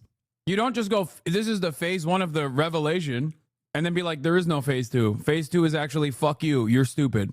And also, we knew all along that it was the Democrats that wrote the list, and it was fake anyway. So we actually delivered a fake list that the Democrats wrote on our phase 1 transparency documents. I hope they, I hope they drop the whole story eventually. I hope that no one drops this story, especially because this stuff is tied back to, in my opinion, a lot of the fucking illicit things that intelligence agencies have done, whether it be the Mossad or the CIA. And I do want shady billionaires and former heads of state and former intelligence, former heads of intelligence to be held accountable. So no. Oh, you meant drop the whole story eventually, as in like, oh, drop the files, like actually release the files. Got it. I misunderstood. Well, I didn't misunderstand. You wrote that in the worst possible way. Like, you made it seem like they're dropping an album. New Trump prank dropped. Holy shit, he looks awful. I see nothing wrong with this. Dropping an album is releasing it? No, I know. But I hope they drop this case in this circumstance implies, like, stop talking about it. That is, it's an understandable implication. I don't think I was wrong for assuming that that's what he was saying. But we cleared it up anyway. It doesn't matter. Yeah, release the Epstein cut is the real... Bro, what the fuck, man? He looks like a frog. Why does he look so toad-like? He is... This is the closest he's looked to Jabba the Hutt. Low-key. Like, I never thought that human beings could achieve Jabba the Hutt status outside of Sheldon Adelson. And it feels like Trump is finally reaching peak Adelson.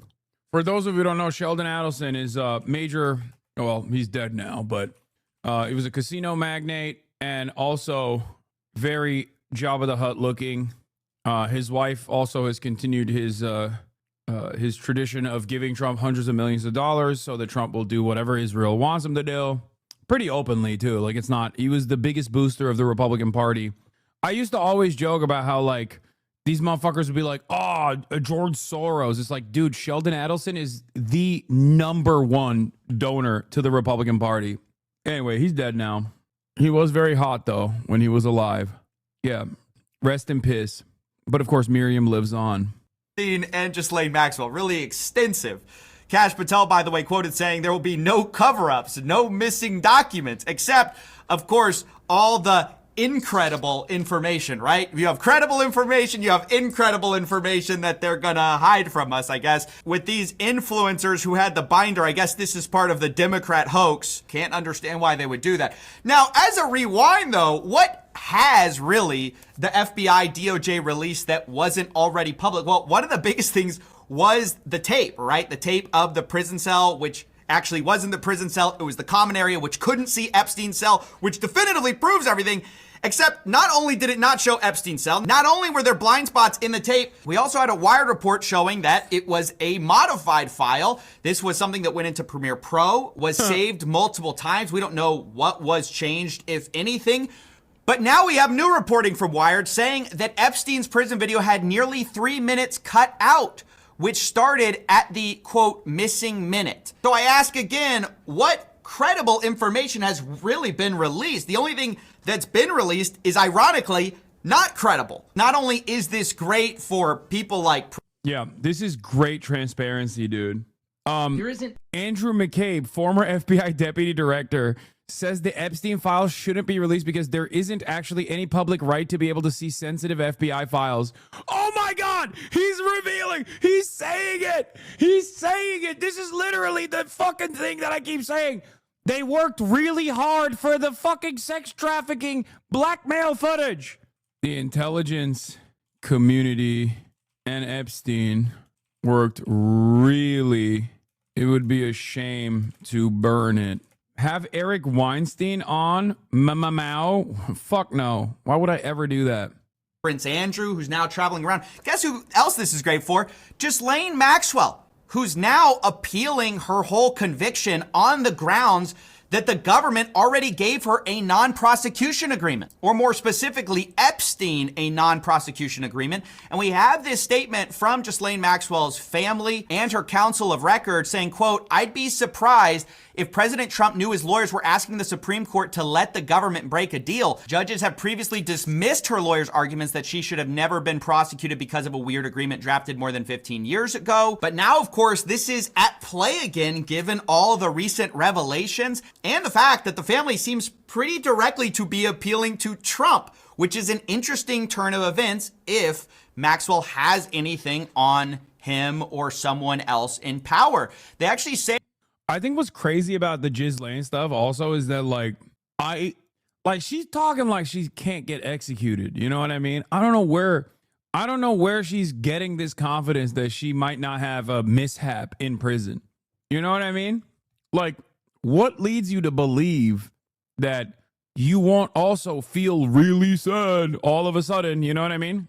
Because that's what they packed up the Epstein stuff with that. They packed up the Epstein stuff with he was really, really sad. He was really sad that day. You know? Dead man switch? No, I don't know about that. Oh my God, you think she does? But why wouldn't Epstein have a dead man switch? If she has a fucking dead man switch, then I suspect Epstein would have one too. Explicitly, he's the ultimate deal maker, and I'm sure he'd agree when the United States gives its word, it should keep it. With all the talk about who's being prosecuted and who isn't, it's especially unfair that Ghislaine Maxwell remains in prison based on a promise that the U.S. government made and broke. This itself raises large concerns, given that Trump not only seems to want the Epstein thing to go away, but also that he's wished Maxwell well many times.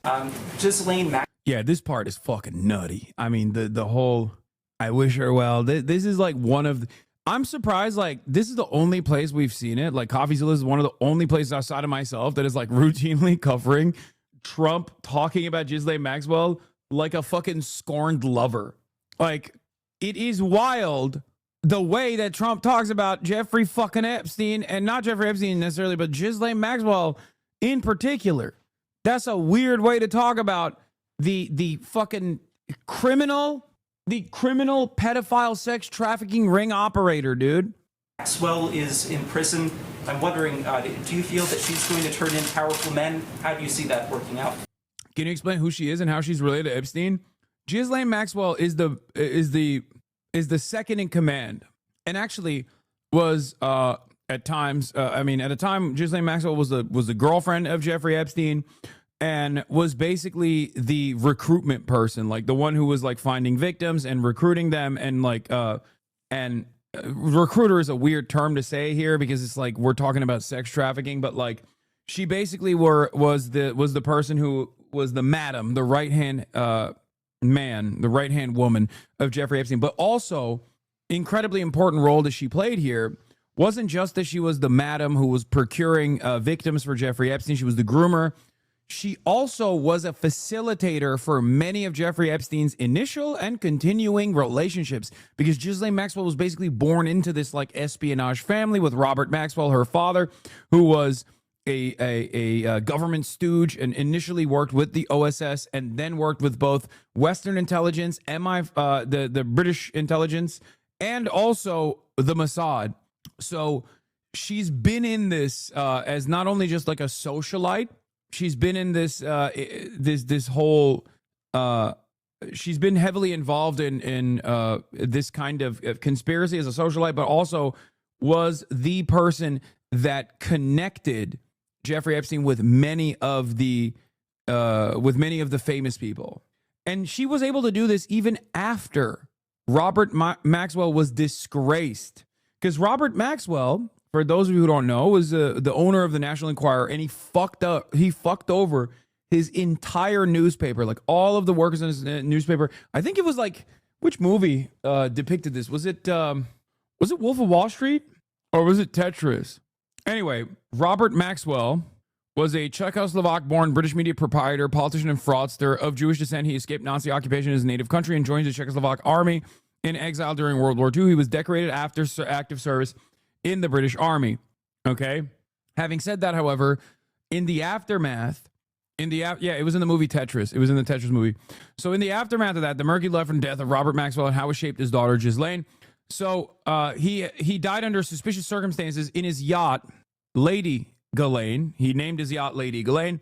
And he was it was known that he was a Mossad operator himself.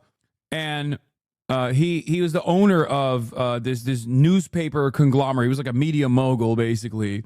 And as a media mogul, he fucked over the entirety of his newspaper, the Daily Mirror, I believe, not National Enquirer. Was it which one was it? What was the newspaper? Yeah, former editor of one of Maxwell's newspapers, the Daily Mirror. I guess it was the Daily Mirror. British National, apart from Mirror Group newspapers, the New York Daily News, and not National Enquirer, I said that wrong, is the New York Daily News, Mirror Group newspapers. His many businesses included Oxford United, Derby County football clubs. He rose from impoverishment as a Czechoslovakian refugee to become a decorated war hero, a businessman, a Labour MP, and then a media mogul, amassing private jets, helicopters, and Rolls Royces en route.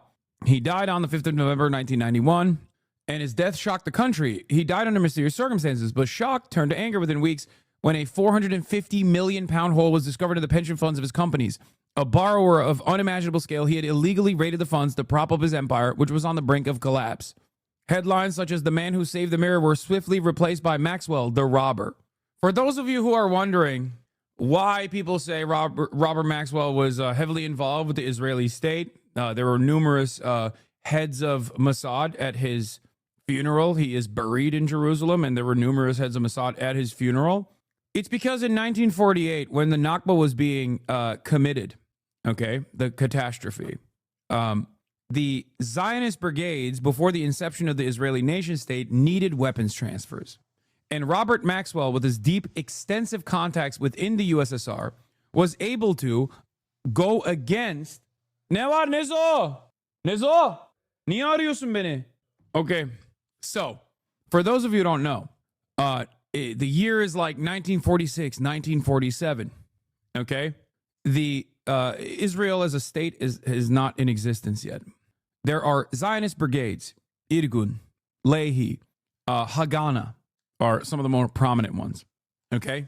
These brigades are heavily armed, even though there is a blockade of weapons and weapons transfers to these Zionist brigades in what is known as historic mandate, British Mandate Palestine, okay? These guys are literal terrorist groups at this point. Some of them actually called themselves terror cells like Stern Gang, okay? But they need weapons. They obviously have some weapons that they procured from the British state, because the British state is like basically fucking pulling out at this point, okay? But there's a blockade of weapons transfers to British Mandate Palestine, specifically these Zionist groups. The USSR, with Robert Maxwell's help, crafts a way to get around the illegal, the blockade of weapons transfers, and ships weapons by way of Czechoslovakia to the Zionist brigades. With the extensive connections that he had with Czechoslovakia and the USSR, Robert Maxwell was basically one of the initial gun runners, as is suspected, was one of the initial gun runners for the Zionist brigades. And yes, the USSR was an early defender, an early booster of the state of Israel. For those of you who don't know, they, of course, changed their attitude, but that was one of the roles that Robert Maxwell played. There's a theory that Ghislaine was the Mossad asset given her father's history, and Epstein was more just a pedo enjoyer who loved the attention and influence, the useful pedo, if you will. Yeah, Robert Maxwell was essentially given a state funeral in Israel, for your information. Yes, he was given a state funeral. Yeah, Israel gives Maxwell farewell fit for hero. Yeah. Yeah, Maxwell also outed Mordechai Vanunu, the Israeli nuke whistleblower, and was instrumental in him getting abducted via Mossad, via honey trap in Italy. Obviously, Mordechai Vanunu is still in Israeli prison. He has a fucking Twitter account that's like one of the saddest accounts I've ever seen, where I think it just like literally will periodically tweet that he is still not released. I don't know what his latest situation is, but yeah. Mordechai Vanunu is also known as John Crossman, is an Israeli former nuclear technician and peace activist who, citing his opposition to weapons of mass destruction, revealed details of Israel's nuclear program to the British press in 1986. He was subsequently lured from England to Italy by the Israeli intelligence agency Mossad, where he was drugged and abducted. He was secretly transported to Israel and ultimately convicted in a trial that was held behind closed doors. Vanunu spent 18 years in prison, including more than 11 in solitary confinement, though no such restriction is mentioned in Israel's penal code nor imposed by his verdict.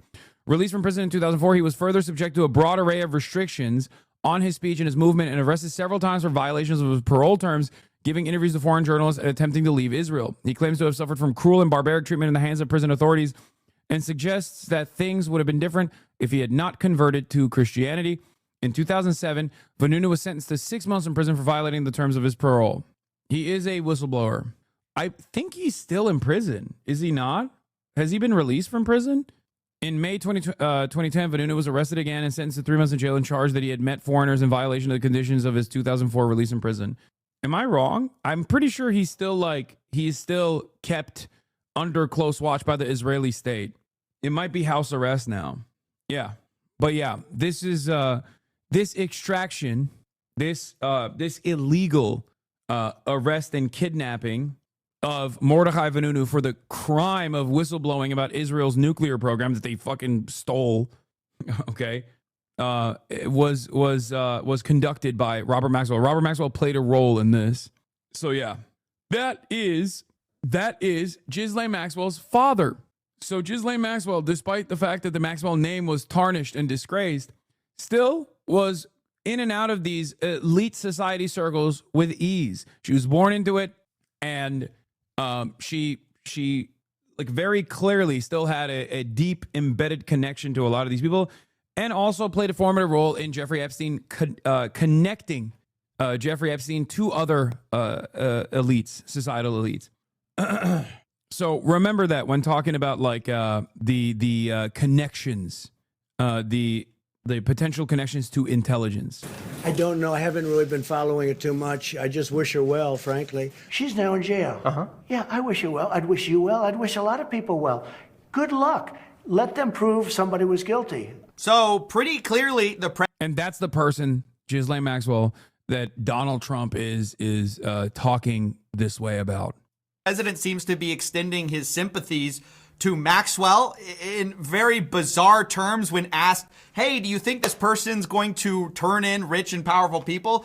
Well, we wish her well. So that worries me when then the Maxwell family and her lawyer are pretty explicitly appealing to the president, who wished her well, saying, hey, this whole thing should be barred because of Epstein's former agreement with the prosecutors. Speaking of prosecutors, by the way, Maureen Comey was just fired by the DOJ, with many speculating this is an order that comes from the top, from Trump. Now, Maureen was the prosecutor in the Diddy, Epstein, and Maxwell, Ghislaine Maxwell cases, with some people saying the timing is too coincidental with the whole Epstein investigation and Maureen Comey maybe knowing something about it. The other way to look at this is, of course, that Trump has hated James Comey, her father, for a very long time. James Comey, of course, doesn't seem to like Trump too much. He recently published a photo of Seychelles saying 8647, referring to the 47th president of the United States. So it could be the case this is a revenge firing. It could be over the handling of the Diddy trial. Or, again, it could be over the Epstein-Maxwell cases. But on the whole, what we all want is just more accountability, more transparency. We want these people to release the full files. So on that, I'm going to explore a couple leads that maybe will pan out. There's been a push by the House to have the Epstein files released. This has now become a bipartisan supported thing. Previously, it was voted against, but now they're trying to force a vote. I've kind of stated that I'm not sure that this is going to get somewhere. I hope it does, though, just to be clear. I hope they release it. I think it's been covered up for so long. I guess I'm so cynical about it. But I guess in the words of Trump, I wish them well. We wish the House well in trying to release it. I will say for the millionth time, this is not a left or right. She is horrendous at her job. Just all pedos get away. This is nepotism at its best. What are you talking about? The Diddy one was like fucked up, but they did successfully prosecute Jeffrey Epstein and Ghislaine Maxwell. So I don't know about her being horrendous at her job. Like, You could say, given the deep ties that Epstein and Ghislaine have to the intelligence community, her job required her to do this cover up. Certainly, Hasan is on the list. Once again, people love to play fast and loose with this kind of thing, even though I've obviously been a firm and committed, an active person who has for years and years talked about the Jeffrey Epstein situation. But given my age, I would be on the list as a victim. So, you know. Issue. This is the people versus the else. There's also this report from the New York Times about the $1.5 billion they're trying to chase down. This was handled by JP Morgan, Deutsche Bank. These both paid fines for their involvement in moving money for Jeffrey Epstein. Here, the legislators are trying to actually chase down some of the funds. Notably, the New York Times reports that there was a huge suspicious activity report, also called a SAR, reviewed by the congressional team that was filed in late. Hasan, why do you preach free speech but ban people so easily in chat? Easy question, easy answer. Freedom of speech is for the government. Like, you know, when the government tries to arrest someone, prosecute someone for just their speech, like they did with Mahmoud Khalil, or even falsely detaining people at Customs and Border Patrol for being a political dissident like myself, that is actually a violation of the First Amendment. If you come into this chat, many Twitch streamers have very different restrictions on how they want to conduct their chats. I'm a very transparent person, so I will reveal this information to you once again. For us, because there are a lot of hate raids that happen and a lot of bots that come in and write like insane shit, we simply have a follow restriction. All you need to do under normal circumstances is follow for 10 minutes, and you can write whatever the fuck you want in the chat. Of course, if you stir shit up and come in here to falsely smear me or take advantage of my charitability and try to redirect the attention to yourself, you might get banned. Now we've upped the ante. It's no longer 10 minutes because we get hate rated quite a bit. So now it's 1 day. You have to be following for 1 day or subscribe. If you subscribe, you can obviously get through that 1 day restriction. Having said that, however, many other content creators in this space don't really even look at their chat for understandable reasons. I like to look at my chat and have a back and forth conversation, even though there are 40,000 people in here. And I do that when there are 300,000 or 400,000 people in here. It doesn't fucking matter, right? I have had 300,000 people in here, and I've had this same exact back and forth with chatters. And the reason for that is because I value the back and forth that I can have with people, even if some people try to take advantage of that dynamic. But in order to foster good communication and ensure that there's an audience that's coming in that is charitable, that is invested in learning about new things, or maybe even approaching a subject matter from an angle that they never had considered before, I have to sometimes, get the shit stirrers out of here. It's that simple. That's it. Shit stirrers like yourself, for the record. People that come in and go, why do you not love free speech? Of course, this doesn't stop you from being able to watch the stream. You can still continue to watch the stream. You just won't be able to, and you'll even still be able to see the chat because the chat is on screen. You just simply won't be able to write in the chat. That's it. 2019 by JP Morgan for $1.1 billion. The report covered 4,700 transactions dating back to 2003, including payment. Hasan Piker's an emotional masochist. That's why he reached out so much. No, I don't. I mean, there's a little bit of that for sure, but that's not the primary reason. I read chat because I want to foster good back and forth conversations. There are a million different opinions at any given point throughout the day that I can encounter. This is the perfect way to address people's questions, because I know for a fact that for every person that asks a question, there are probably 10,000 people that might not know the answer to that question and might actually learn something from the way that I answer that question. That's why I try to not have any sort of safeguards beyond the obvious ones like hate speech and narcissistic derailers. to women from Belarus, Russia, Turkmenistan. Many of Epstein's victims included young women from Eastern European countries. So I will say, as many people have, follow the money is a great idea in a case like this, where Jeffrey Epstein had a bunch of mysterious wealth. Unfortunately, I have to say it's an uphill battle when the most powerful person in America, Donald Trump, seems dead set on closing these files and trying to get it to all go away. And I also encourage people to be suspicious of when a president says something is a hoax. Oliver Darcy rips the Band-Aid off of what everyone's been quietly talking about. The Wall Street Journal is working on a story about President Trump and Jeffrey Epstein. I'm told that at least one DOJ reporter is on the story and that they reached out to the White House around 48 hours ago. The Wall Street Journal relies on documentation. Oh, God. I can't take a fucking day off. Dude!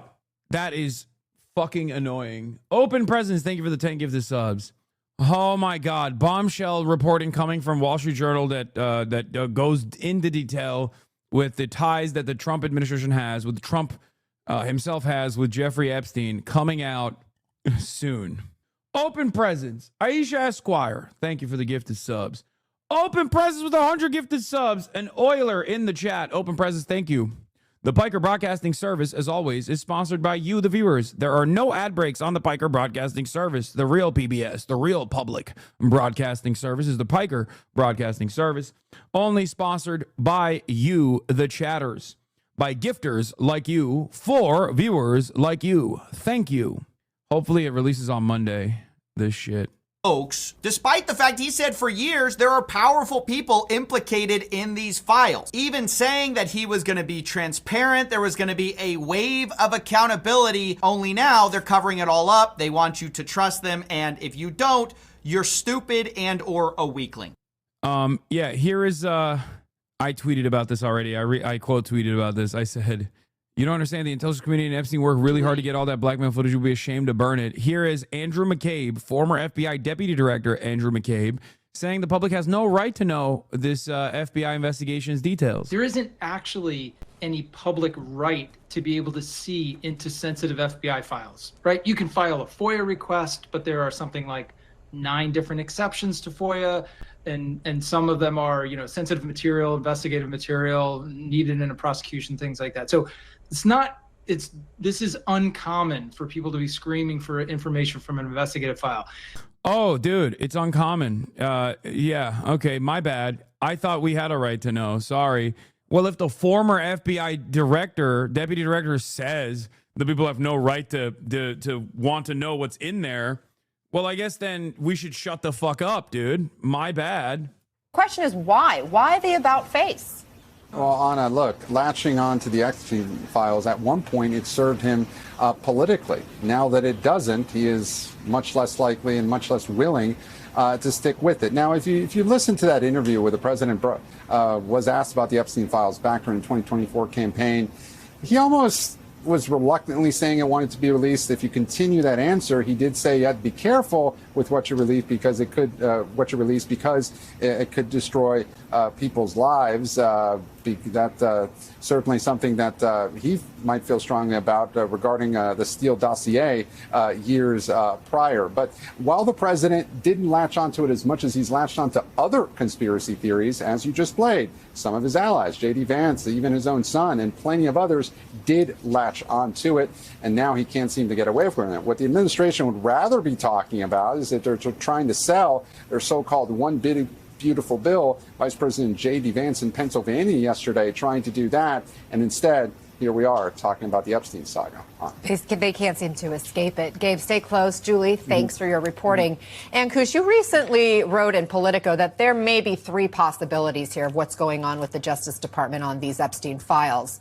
1, an actual cover-up. 2, Trump officials really believed the conspiracies until they got into government. Or 3, they never believed them and were simply misleading voters. Based on the fallout over the past few days, is there one of those theories you're leaning to? What new information are you looking for? You know, I'm keeping a very open mind at this point. I have to be honest, because the way in which the administration has pushed back on this, and Trump has pushed back on it in particular, has been very striking to me. I want to refer to what Gabe mentioned a moment ago, where Trump said, well, you know, on the campaign trail, Unfortunate frame with the light behind you, big dog. That's crazy. You look like an alien. That is crazy. No head shape is supposed to look like that. Got to be worried about whether there are documents or references to people that would hurt third parties. The comment that he gave recently that you also mentioned, where he said, "Oh, we'll release credible information." These are qualifiers he does not provide in other contexts. And, you know, when he was at this cabinet meeting last week saying, "Oh, this is a conspiracy theory. Why are you guys harping on all this?" I mean, Trump has his own conspiracy theories he's come up with, and Trump is famous for never moving on from anything. He is still talking about the Mueller investigation. So I think you look at all these things, and I have to say they raise some serious questions in my mind about whether they happen to find something that they weren't expecting to find in that material, because the very hyper defensive pushback here is frankly unlike anything I've seen from him.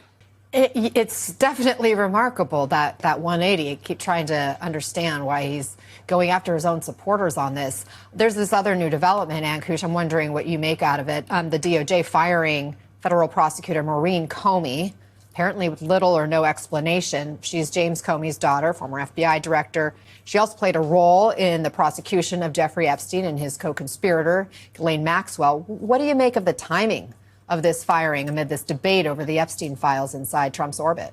The timing is very curious, and I understand why people are asking questions. I mean, look, on the one hand, this administration, the White House and Trump in particular, viscerally dislikes James Comey and has been looking for ways to make his life more difficult, including by initiating a criminal investigation recently. So on the one hand, you could just see this as personal vindictiveness.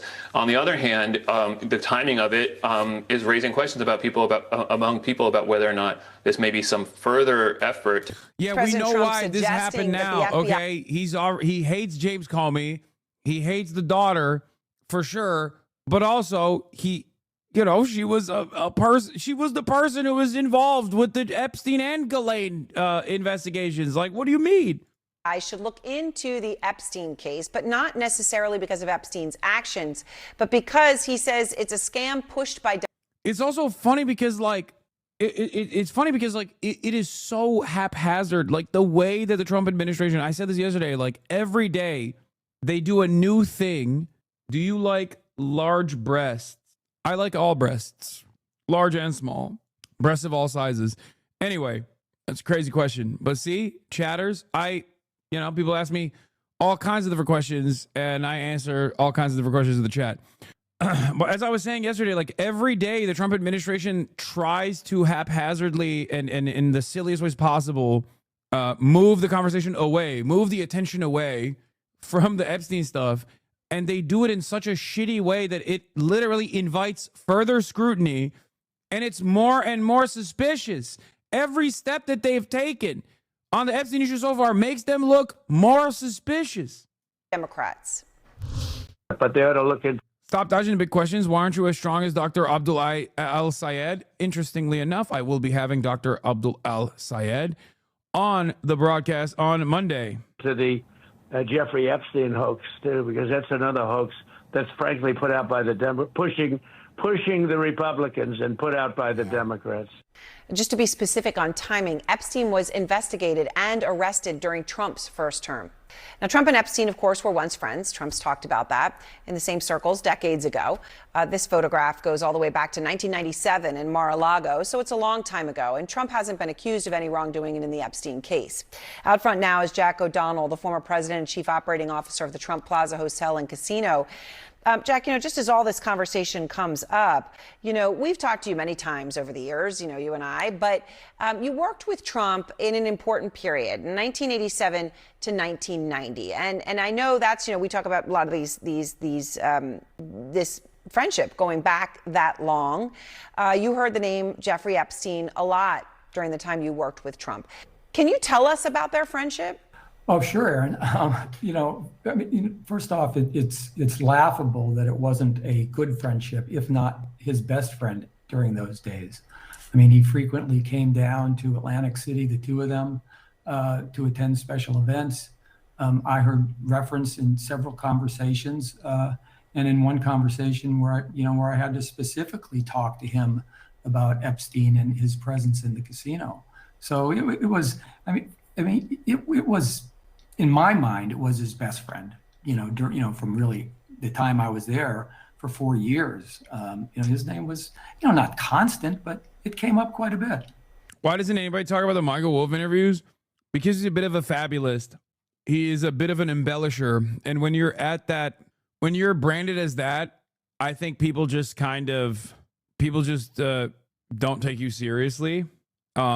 The other reason why is because in the lead up to the election, like the Democrats were so invested in having Hillary Clinton and not Hillary Clinton, sorry, Bill Clinton on the campaign trail that they just couldn't also really hit on the Epstein-Trump connection for some weird reason. Not a weird reason. It's the same fucking reason why Trump won't actually leak the Epstein files. Did you do today's Wordle? No. And you're saying they would, from what you would call, come down to the casino together. I mean, Trump has called Epstein a terrific guy, a lot of fun to be with. Now, that was a New York Magazine interview all the way back in 2002, predating any of these any knowledge of Epstein's nefarious actions. More recently, Trump has downplayed his relationship with Epstein. Back in 2019, he said this, and this is right after Jack Epstein was taken into custody. I knew him like everybody in Palm Beach knew him. I mean, people in Palm Beach knew him. He was a fixture in Palm Beach. I was not a fan of his. That I can tell you. I was not a fan of his. That's not true. He was. That doesn't really fit with what you're saying. No, Aaron, it doesn't. And, one incident that I think kind of, proves their closeness and how much they hung out together. One time, a Monday morning, I came in and the commission was waiting. The inspectors were waiting at my office. And Donald and Jeffrey had come into the casino in the wee hours of Sunday morning, 1:30 in the morning. Two buddies. They had three women with them. And the commission was waiting for me because they had determined that the women that they brought down were underage to be on the casino. And when I asked them how they knew that, by the way, one of them was the number 3 ranked tennis player in the world. Okay. And this guy happened to be a tennis fan. And he said, Jack, I know she's 19 years old. Oh, underage is in not minors, but under 21. And to get on a helicopter with a friend and 3 other people and fly down to Atlantic City, I mean, you can connect those dots. They were pretty at 1:30 in the morning. And just to be clear, when you say underage for the casino would be 21, right? So not necessarily legally underage girls, right? Not in that case. No, not in the sense of a minor, so to speak, that's been described with Epstein. They were underage to be in the casino, and they knew for fact that one of them was 19 years old. Nobody carded them, by the way, because either the commission staff or my staff, because they were intimidated to do so. And that's why the commission was actually going to fine me for Donald's discretion. Now, one of the things that they made me do is they made me call him. And I had to, believe it or not, read him the riot act about this action because they gave him a break. Back in those days, and I think even today, the fines are substantial. They can even suspend your license for letting minors in the casino.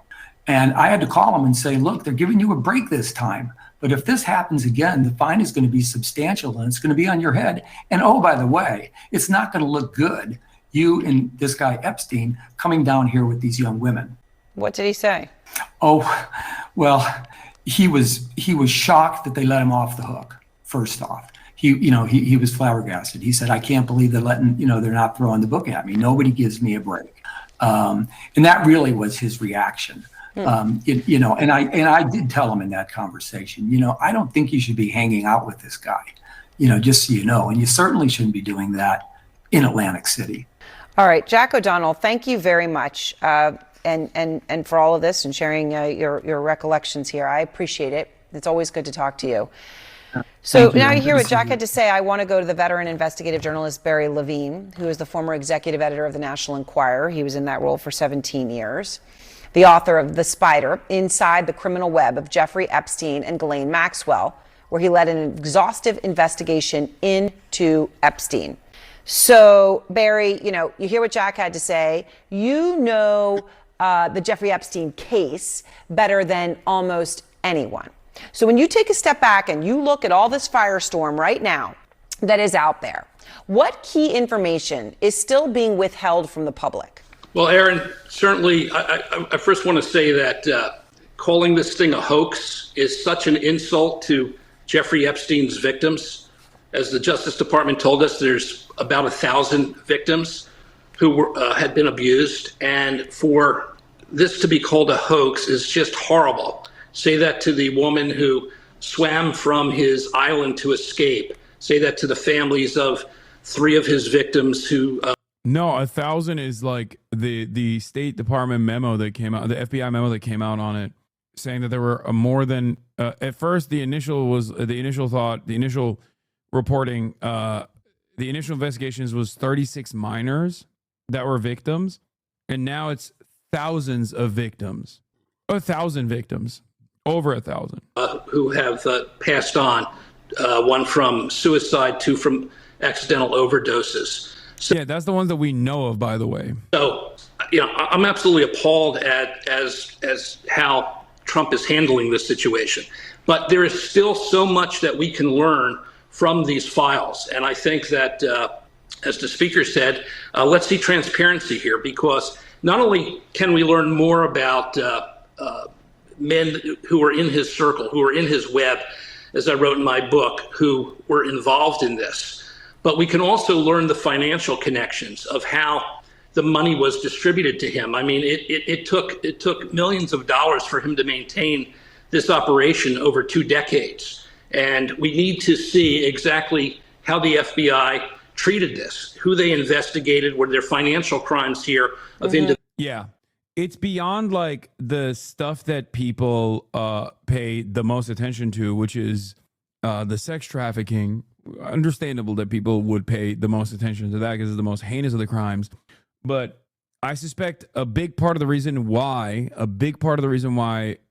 none of the intelligence agencies want any of this information to be revealed is because of the financial ties that Jeffrey Epstein has directly back to a lot of the elite. Individuals that need to be looked at. So just a few moments ago, Barry, before you and I were speaking, just before the show came to air, the federal prosecutor for Epstein and Ghislaine Maxwell, Maureen Comey, all right, that's her name. Does the name sound familiar? It should, because she happens to be the daughter of the former FBI Director James Comey. Okay, so she was just fired, all right? She was just fired. She is James Comey's daughter. She was the one looking at this case. Let's just take politics out of it, because I know there'll be politics all over this one, right? It'll be flies over a carcass. But you're very familiar with her work. What do you make of her firing? It is another situation here in this week of absolutely horrible things that have come out of Trump in terms of this firing that's taken place. She was such an advocate for the victims of sexual abuse. She took part in the successful prosecution of Ghislaine Maxwell. She was on the team for the Jeffrey Epstein prosecution in 2019. Just an excellent part of that team in New York and the Southern District. And for this to go down, the circumstances, they're too similar as to what he said about her father, and then you have this result. So it looks to me like it is just she was knocked down because of her dad, and it's sad. Wyden, here's what it says. Treasury's Epstein file details 4,725 wire transfers. Let me repeat that. 4,725 wire transfers, adding up to nearly $1.1 billion flowing in and out of just one of Jeffrey Epstein's bank accounts. If you ask me, that is more than 4,000 potential lines of investigation right there. Hundreds of millions more flowed through other accounts. $1.1 billion of wire transfers, dude. 725 wire transfers, adding up to nearly $1.1 billion. Do you understand what my interest is in the Jeffrey Epstein stuff? That's just one of his bank accounts, man. Do you understand why this is not normal? Because, like, one might say, oh, dude, what do you mean? You do wire transfers. Everyone does wire transfers. Fair. That's true. And 4,000 wire transfers is not that unique in and of itself. But the very fact that we don't know how he made his money to this day, and he had $1 billion going back and forth. 1 billion going back and fucking forth through just one of his accounts. He was just a financier, bro. No, he wasn't. He was a fucking math teacher at the Dalton School. He was not he was not a fucking financier. Come on, man. Only 500 million each way. Isn't that crazy though? When you have 1 billion with a B in finances going back and forth, you're automatically in like the top, how many billionaires exist on the planet right now? How many billionaires are there in the world? Not interested in AI mode. Over 3,000. Okay, there are 3,000 billionaires that we know of on the planet. That's 3,000 billionaires. Okay, 3,000 of them.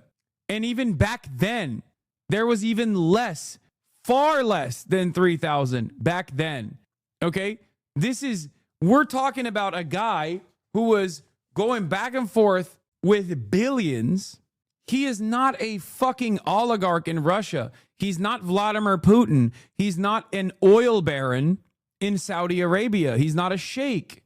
If you are a billionaire in the United States of America, your finances are out there. It's usually done not only through wire transfers, but it's done through your net worth.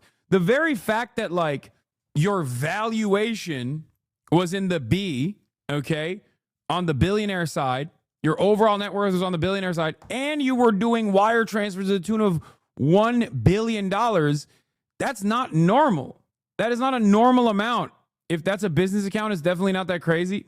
Brother, Jeffrey Epstein is not a corporation. He is one guy. What are you talking about? No, that is not normal at all. He definitely had an LLC. I'm going to lose my mind. Anyone can have an LLC, dumbass. It's about what he was doing. Do you know what Jeffrey Epstein was doing? What was his job? What was Jeffrey Epstein's job? What required him to have 4,000 plus wire transfers on one fucking account, on his business account? Let's say it's his business account. Okay. What was the job? Oh, a fixer. Got it. Okay. Come on, man. Be for fucking real. What was the goods and services that the LLC of Jeffrey Epstein, what was the goods and services that he provided? That the answer to that question, unironically, is part of what people want to know. The reason why I asked you that question is because if you had the answer to that question that no one else has, seemingly, you'd be a unique person. Okay? That's the point. That is literally what Senator Ron Wyden of Oregon, the Oregonian senator, is unironically talking about in the fucking floor of the Senate right now. And the chatter's like, nah, dog, that's normal. Like, this dude is straight up being like, this is abnormal. We don't even know how he made any of his money. Perhaps we should shine some light on this. That's 4,000 different like wire transfers that we could potentially investigate to uncover how Jeffrey Epstein made his money. What were the illicit dealings? Was he money laundering? All this stuff. And this fucking chatter's like, nah, dude, I'm different. I knew everything. Why ask an expert when you can ask the chatter? No, there is no expert. There can only be expert opinion on this. Ron Wyden, who has worked on the Epstein case for 3 years, says that the government is sitting on a secret bank file showing more than 1.5 billion in suspicious wire transfers by Epstein, involving some of the most powerful people in the world. In particular, filings by 4 big banks flagged more than $1.5 billion in transactions, including thousands of wire transfers for the purchase and sale of artwork for rich friends, fees paid to Mr. Epstein by wealthy individuals for what services and goods rendered, we do not know, and payments to numerous women, the senator's office found. The filings came after Mr. Epstein was arrested in 2019 on federal sex trafficking charges. You have a fucking sitting senator on the floor of the Senate being like, this is suspicious. We need to shed more light on this. Where is the discovery? We need to investigate all of these wire transfers. And you got a fucking 26-month chatter in here being like, nah, dude. That shit ain't weird at all. Don't look into it, dummy. Dollars flowing in and out of just one of Mr. Epstein's bank accounts. If you ask me, that is more than 4,000 potential lines of investigation right there. Hundreds of millions more flowed through other accounts. That's even a lot more to investigate. The file shows that Mr. Epstein used multiple Russian banks which are now under sanctions to process payments related to sex trafficking. Yeah, he had a LLC, bro. He was a money guy. He was a money guy. He was just a fucking crazy money guy. He was the best money guy of all time. Okay? Best money guy. Anyway, we will find out more about Trump's direct involvement with Jeffrey Epstein as soon as the Wall Street Journal apparently is looking for a bombshell investigation, is working on a bombshell story about Trump and Jeffrey Epstein. I'm told that at least one DOJ reporter is on the story and that they reached out to the White House around 48 hours ago. The Wall Street Journal report, I'm told, relies on documentation. On Thursday, anticipation rippled through political and media circles as insiders awaited a potentially explosive Wall Street Journal story examining Donald Trump's ties to the late Jeffrey Epstein. The article, said to be in the works for days, had still not appeared as of Thursday afternoon, raising eyebrows and fueling speculation across Washington and New York.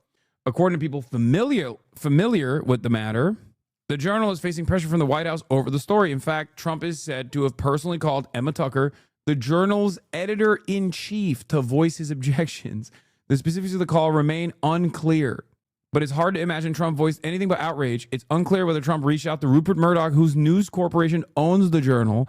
While the specifics of what the Journal intends to report remain under wraps, oh my God, he's trying to fucking nuke it. He's trying to stop the story from running. He's trying to kill the story. Oh, dude, I'm salivating. Holy fuck. While the specifics of what the Journal intend to report remain under wraps, the story is said to contain new material shedding light on the Trump-Epstein relationship. The apparent standoff over the story arrives at a politically delicate moment. Trump has been under growing pressure from MAGA media and his base to release the files related to Epstein. The fact that this came out as like media reporting on a potential story that's supposed to come out implies that these guys, at least the journalists that are involved in the story, definitely want it out, regardless of what the boss calls may look like. If this drops while I'm away, I'm going to lose my fucking mind. I swear to God, dude. Oh, I might have to do an emergency stream. Luckily, I'm bringing my desktop setup to the bachelor party. Trump has been under growing pressure from MAGA media and his base to release the files related to Epstein. Figures like Tucker Carlson and Laura Loomer have expressed outrage and accused Trump's administration of stonewalling the release of the so-called Epstein files, igniting a rare public rift between Trump and segments of his own MAGA base. The Journal's reporting, if it runs, could further complicate that dynamic, especially if it probes Trump's own proximity to Epstein, whom he once described as a terrific guy, before later distancing himself from the convicted sex offender. The two men shared some social circles in the 1990s and have been photographed together. For the Journal, the delayed publication underscores the high wire tension of reporting on Trump in the current media landscape, particularly while inside Murdoch's conservative media empire. Under Tucker, who took the reins from Matt Murray in 2023, the paper has sought to publish hard-hitting political stories. For now, the status of the Epstein-Trump story remains unclear, though it is quickly becoming a part of the story itself. Okay? Listen, could you imagine a world where the Democratic Party basically resembled, I don't know, my attitude, right? Like a Democratic Party that was on the ball with this Epstein stuff. A Democratic Party that was like routinely talking about how the Trump administration, by way of Doge and all these like cuts that they're engaging in, are like mass firing a bunch of fucking public workers, that they're incredibly fucking corrupt, and that this is yet another clear-cut example of like austerity. Could you imagine a Democratic Party that actually channeled the frustration that many Americans feel in this moment? That Democratic Party would not be sitting at a 23% approval rating. Okay, let me tell you. That is the unfortunate reality, is that the people that are supposed to represent the resistance against Donald Trump's fuckery do not represent a real resistance at all. They don't. It's incredibly frustrating. The Diddy-crats. Yep, true. Here's political journalist Mark Halperin talking about this news story. So let me share something with you that everyone, I say that in air quotes, everyone I know knows, hasn't been publicly reported. Everyone I know believes a major newspaper, one of the top 3 newspapers in the country, is about to publish a piece about President Trump's relationship with Jeffrey Epstein. Okay? He's referring to the Wall Street Journal's reporting. Everyone I know knows that. And people in the White House know that too. When that story drops, if it drops today, and some people think it might, it could drive the day. Sean Dan, have you heard about this story? Who's the middle guy? That's former Trump Press Secretary Sean Spicer. Well, I know because it's been circulating on the left, and I've had to double check that this is not, in fact, total conspiracy theories. Donald Trump knew Jeffrey Epstein pretty well. And I believe that his early courting of Melania involved Jeffrey Epstein. What? I didn't know that.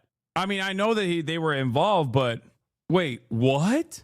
Is Melania one of Epstein's, like, I didn't know. Wait, the first time they had sex was the Lolita Express? Wait, really? No.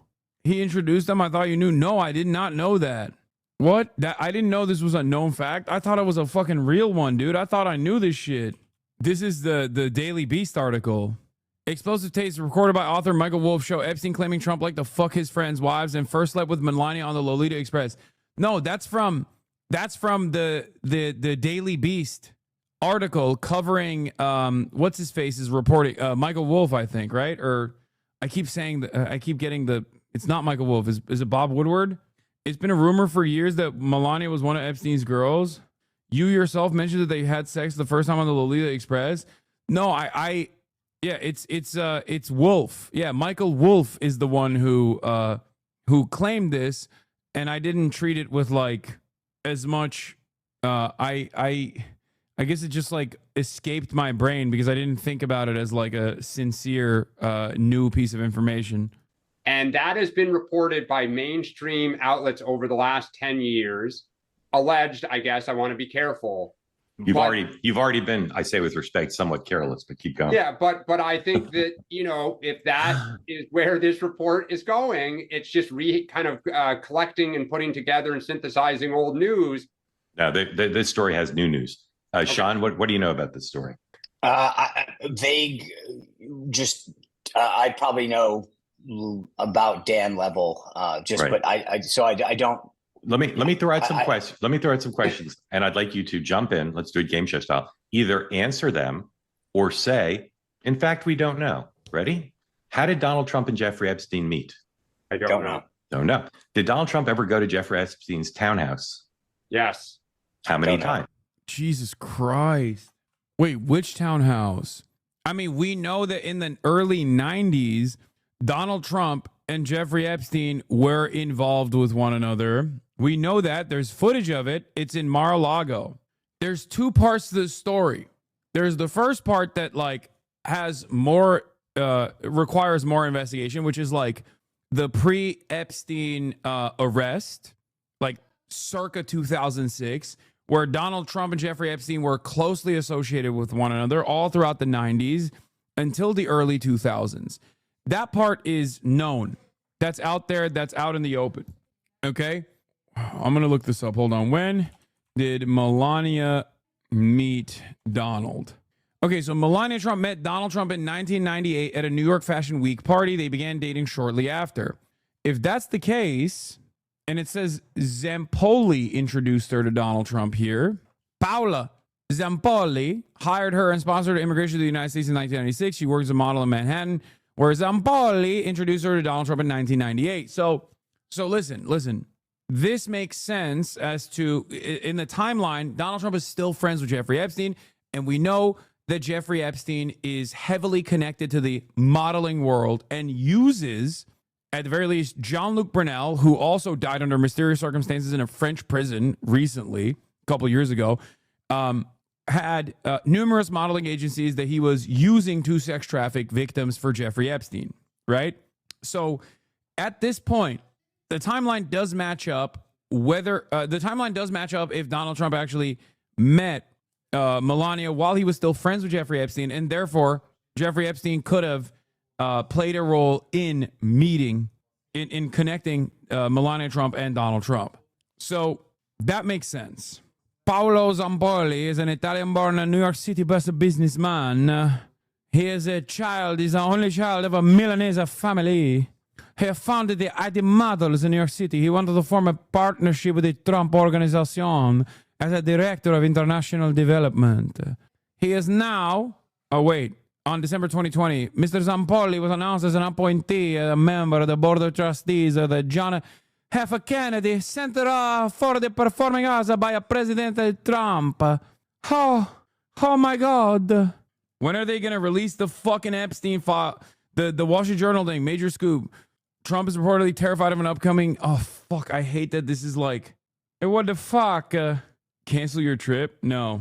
Oh, cancel your trip? Yeah, let me just cancel my brother's bachelor party that I put together. If you cancel the trip, the story won't break. This is true. I have to also go on the strip so the story breaks. Okay. Otherwise, wait, hold on 1 second. Oh, Maron. You have to wild out and make your brother get lit as fuck so the story breaks real good. I mean, I already am fucking. Hold on 1 second. I'm texting Will because he's like on route. If you don't make a speech about how Murad is the best brother ever that makes him cry, you are dead to me. Yeah, Will Stansel, chat. You fucking freaks. Epstein himself bragging that he introduced Trump to Melania doesn't mean as much because that's coming from the Michael Wolff reporting, okay? That, unless there's additional information from Wall Street Journal. All right, let's take a look at valuetainment. The next part.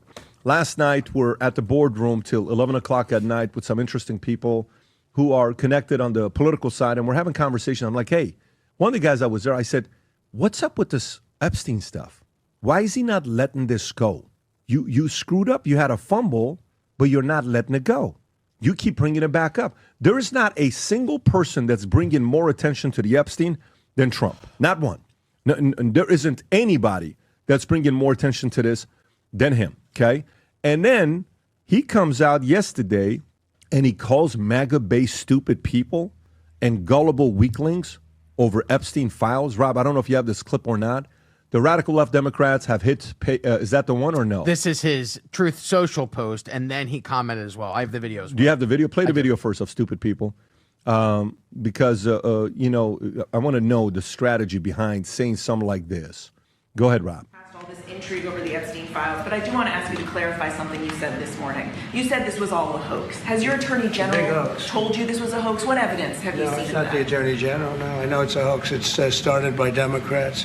It's been run by the Democrats for 4 years. You had Christopher Wray and these characters and Comey before him. And it's a bad group. He's saying Comey and Wray have been running on Epstein. He's doing his, the 51 agents, the intelligence, so-called intelligence agents, it was a hoax.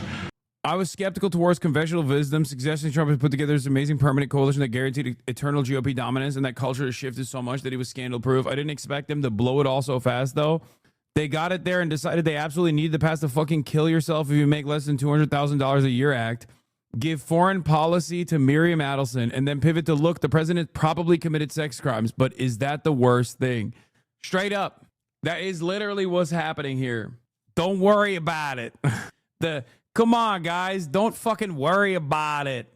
PBD, Piker broadcasting dicks. I love broadcasting dicks. When your unk is washed... I had a disagreement with many other left-wing hosts. They said Trump voters are all in a cult. They would never criticize Trump. Now that even MAGA is ripping into Trump over Epstein, this debate is over, right? I'd be detached from reality to think they're not criticizing him. Trump's approval rating among Republicans by Decision Desk is at its highest level since May at 87% disapproval. I mean, 80% approval. The only thing that they are separating themselves on Trump is the Epstein stuff, and it will only get worse. There's been no deviation on Iran. There's been no deviation on war. There's been no deviation on Israel. The Epstein stuff is the first time, as I have reported, there is some real shakeups. Okay, that's it.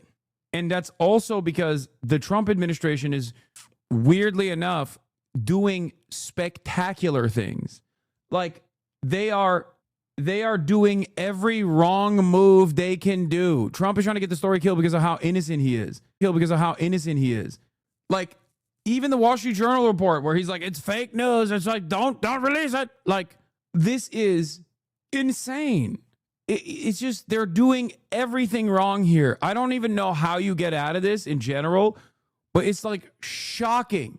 Because every time Trump talks about it, people get more pissed off. They're like, what the fuck? You're speaking on this? Like, dude, from Kash Patel onward, okay, every time the administration has tried to talk about the Epstein stuff, they have looked more guilty than before. Like when we first started this conversation, as someone who is fairly aware of like the level of involvement that Donald Trump has with Jeffrey Epstein historically, thought, much like many others, that it was strange that there were so many Epstein affiliates and Epstein connected people in his administration in the past and in this administration as well. But I thought like, oh, that's just because Epstein is affiliated with every, elite person, right? But beyond that, I thought that Trump actually had less involvement with Epstein post 2006 than like a Bill Clinton or the Clinton family in general. Nowadays, because of the way that Donald Trump has tried to communicate how not guilty he is and how not associated he is with Jeffrey Epstein, I'm beginning to think there's more to the story than we previously thought. At first, I thought he's just trying to run defense because he wants to protect the elite, right? Because, like, that's his job. He's fucking president, obviously. But he is Streisand affected this so hard that even now I think, like, maybe he has more connections that I previously and many others who are very well read on this matter, more well read than I am, previously didn't see, okay? Because he's doing everything wrong. And it's making me feel like he's doing everything wrong, shitting his pants in the process, and smearing the dookie all over the walls. It's making me feel as though like there's more to the story and more to Trump's involvement post 2002. Maybe it's beyond just him protecting the shadowy elites that he is, of course, tasked with protecting because he is a fucking American president. Alex Jones coaching Trump on what to say. Oh, God, I love this. And then Pam Bondi gets it, gives it to the FBI, which I confirm from sources. They sent it out to all the offices around. Bro, your sources are doo-doo, man. You also have been spending the past week flailing around. Oh, my God, dude. Alex Jones is, oh, God. This is the administration that's literally doing everything Alex Jones suspected the Democrats of doing for years. You know, attack helicopters, FEMA sites, people being black bagged in the middle of the street. Like, he used to say all this stuff about the Bush administration and then about the Barack Obama administration. He never said it about the Trump administration, kept saying it about the Biden administration. And now the Trump administration is actually doing all this, like mass surveillance, using AI, Palantir AI to mass surveil all Americans for thought crimes and arrest them for thought crimes. Like, that's literally what the Trump administration is doing. And then also on top of that, deep state pedophile, shadowy cabal with billionaires. This motherfucker is defending that. And Alex Jones, the Mr. Billionaire, shadowy elite pedophile cabal himself, is literally like, and the president is he's just a little guy. He's just a little guy. He's not totally exonerated. Totally exonerated. Had nothing to do with Jeffrey Epstein. Everyone's saying that. But also, Mr. President, please release the files. The country to look at the file. They come back and say, there's a bunch of FBI reports and implicating, people in the orbit of Trump with no real evidence. And then Trump went, what the hell, another Russiagate? And so he didn't clarify that the first few days. He just said, people need to basically shut this down. It's bull. And then he hasn't really clarified when he says it's a hoax. It's a Democrat hoax. He's not saying that the Epstein isn't a bad guy and that he wasn't involved in all this evil stuff with the deep state with no connections to Trump that are based in any reality. He just says it's a hoax. People go, well, wait, Epstein's not a hoax because Lane was convicted of this very stuff. And, he'd been charged with it and was convicted once 15, 16 years ago of lesser charges in Florida. So Trump, I think, needs to be very clear that, no, the Epstein case and the evil he did is very real, but they've been in control of this file, Brennan, Clapper, and all the rest of them. And it makes total sense that they falsified all these other records. The Crossfire Hurricane, the Steele dossier, all run by Obama. Clapper, well, are we going to hang on? Are we going to get into the back of that by having a special prosecutor? Like, you're talking to a man who has 15 hours of footage with Jeffrey Epstein. Steve Bannon has 15 hours of deposition footage of Jeffrey Epstein. No one asked the question, like, where are the files, Steve? Why won't you release the files that you have on Jeffrey Epstein, Steve? Why did you actually interview Jeffrey Epstein and, coach him on his image, Steve Bannon? What's all this about? Because Steve Bannon is one of the Trump orbiters that is directly tied to Jeffrey Epstein. It's odd to me that Alex Jones, Mr. Conspiracy Theory himself, the Mac Daddy of all conspiracy theorists, is talking to Stephen Bannon, the human skin tag. Wait, it's out? Jeffrey Epstein's friends sent him body letters for a 50th birthday album. I literally have to leave for my flight. I'm so mad. I was going to end it after this fucking Alex Jones thing. And And the Wall Street Journal reporting just came out. Oh my fucking God, I'm so mad. Oh my God, it came out 4 minutes ago. Oh my fucking God. Jeffrey Epstein's friends sent him body letters for a 50th birthday album. One was from Donald Trump. The leather-bound book was compiled by Ghislaine Maxwell. The president says the letter is a fake thing. I can't do a car stream. It's not happening. It's not happening. I'm gonna... Oh my God. Oh my God. Remove paywall. I'm gonna try to read through this as quickly as possible. Fuck! I can't believe it just dropped. That's so lame. I can't believe this just dropped. I mean, maybe it's not that significant. Who knows? I can't slide the puzzle piece. What the fuck is going on here? Ah! Your haters are in the editing rooms. They are, dude. They are. They're not letting me. I can't even do the CAPTCHA because it's on remove paywall. So remove paywall stops you from doing the CAPTCHA. That's so fucking lame. Someone send me the paywall link. The remove paywall link. You're a bot? Shut up. Shut up. Access blocked? I've never seen this happen before. Oh, yeah, look. Look at the remove paywall. Access blocked. Option 2. Paywall not removed. And then all the remove paywall ones, I can't even click on. Oh, gifted link. Thank you. Okay. It was Jeffrey Epstein's 50th birthday. And wait, hold on. Let's just listen to it. Jeffrey Epstein's friends sent him body letters for a 50th birthday album. One was from Donald Trump. The leather-bound book was compiled by Ghislaine Maxwell. The president says the letter is a fake thing. By Khadija Safter and Joe Palazzolo. July 17, 2025. 6:45 p.m. Eastern Time. Donald Trump. By Khadija Safter and Joe Palazzolo. July 17, 2025. 6:45 p.m. Eastern Time. It was Jeffrey Epstein's 50th birthday, and Ghislaine Maxwell was preparing a special gift to mark the occasion. She turned to Epstein's family and friends. One of them was Donald Trump. Maxwell collected letters from Trump and dozens of Epstein's other associates for a 2003 birthday album, according to documents reviewed by the Wall Street Journal. Pages from the leather-bound album, assembled before Epstein was first arrested in 2006, are among the documents examined by Justice Department officials who investigated Epstein and Maxwell years ago, according to people who have reviewed the pages. It's unclear if any of the pages are part of the Trump administration's recent review. The president's past relationship with Epstein is at a sensitive moment. The Justice Department documents, the so-called Epstein files, and who or what is in them are at the center of a storm consuming the Trump administration. On Wednesday, after angry comments about how the files are a hoax created by Democrats, President Trump lashed out at his own supporters for refusing to let the matter go. The letter bearing Trump's name, which was reviewed by the Journal, is body, like others in the album. It contains several lines of typewritten text framed by the outline of a naked woman, which appears to be hand-drawn with a heavy marker. A pair of small arcs denotes the woman's breasts, and the future president's signature is a squiggly Donald below her waist, mimicking pubic hair. To hear the full story, subscribe or sign in. Fuck. Okay. The letter concludes, happy birthday, and may every day be another wonderful secret. Wait, when was this written, though? In an interview with the Journal on Tuesday evening, Trump denied writing the letter or drawing the picture. This is not me. This is a fake thing. It's a fake Wall Street Journal story, he said. I never wrote a picture in my life. I don't draw pictures of women, he said. It's not my language. It's not my words. He told the Journal he was preparing to file a lawsuit. If it published an article, I'm going to sue the Wall Street Journal, just like I sued everyone else, he said. Oh, it's from 2002, 2003. Okay, so this doesn't actually shed new light. Okay, so this goes back to what I was saying, which is that this only deepens the relationship that he had in 2002 to 2003, which is, again, something that we knew of already, but we don't know exactly how this relationship fell apart. We don't know more information, but more information such as this one coming out is not a bad thing necessarily. When was Jeffrey Epstein's 50th birthday?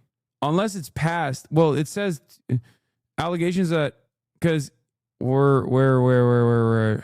allegations that Epstein was sexually abusing girls and became public in 2006. He was arrested that year. Justice Department officials didn't respond to requests for comments. The existence of the album and contents of birthday letters hasn't been previously reported. Yeah, if it's 2003, then it's like 1 year past the point of their relationship ending, because I think that it was supposed to be in 2002 that their relationship ended. Epstein was Wexner's money manager at the time. Okay, well, I can't continue covering the story. Unfortunately, I have to go. I'm waiting on Will's arrival here, and then we have to immediately leave for the airport so we don't actually miss our flight. But we'll see if there's more information in this, or if there's some like additional crazy stuff that's taking place. I will potentially be live this weekend, but we shall see. Anyway, love you guys, and I will see you.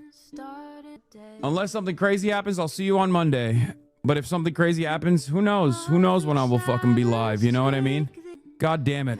The world is crazy. It's my brother's bachelor party. We've been planning it for a long ass fucking time. So I'm gonna go do that. I'm gonna be a normal human, which is so crazy to think because obviously I haven't taken a 3-day or even like a weekend off since 2018, since July 2018, aside from being banned for 7 days, twice, for both the 9/11 moment and also the cracker moment. So this is a interesting predicament for someone like myself. Obviously Monday I'll be back regardless if I don't do a stream, but be on the lookout for whether or not I do a stream. That might be an emergency stream, like I said. But yeah, it's strange because I'm so fucking locked in all the goddamn time. I'm so locked in all the goddamn time that like me taking time off for even a weekend is considered like crazy. Virtually every news broadcaster takes time off on the weekends. You know what I mean?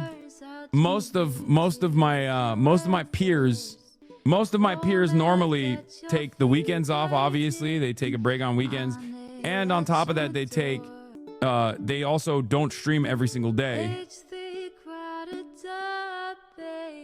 So this is a new experience for someone like myself. Anyway, love you guys. See you on the other side. Peace. 90-day fiance talks of champagne bourgeoisie. A Trump rally live reaction, a mass riot at DC.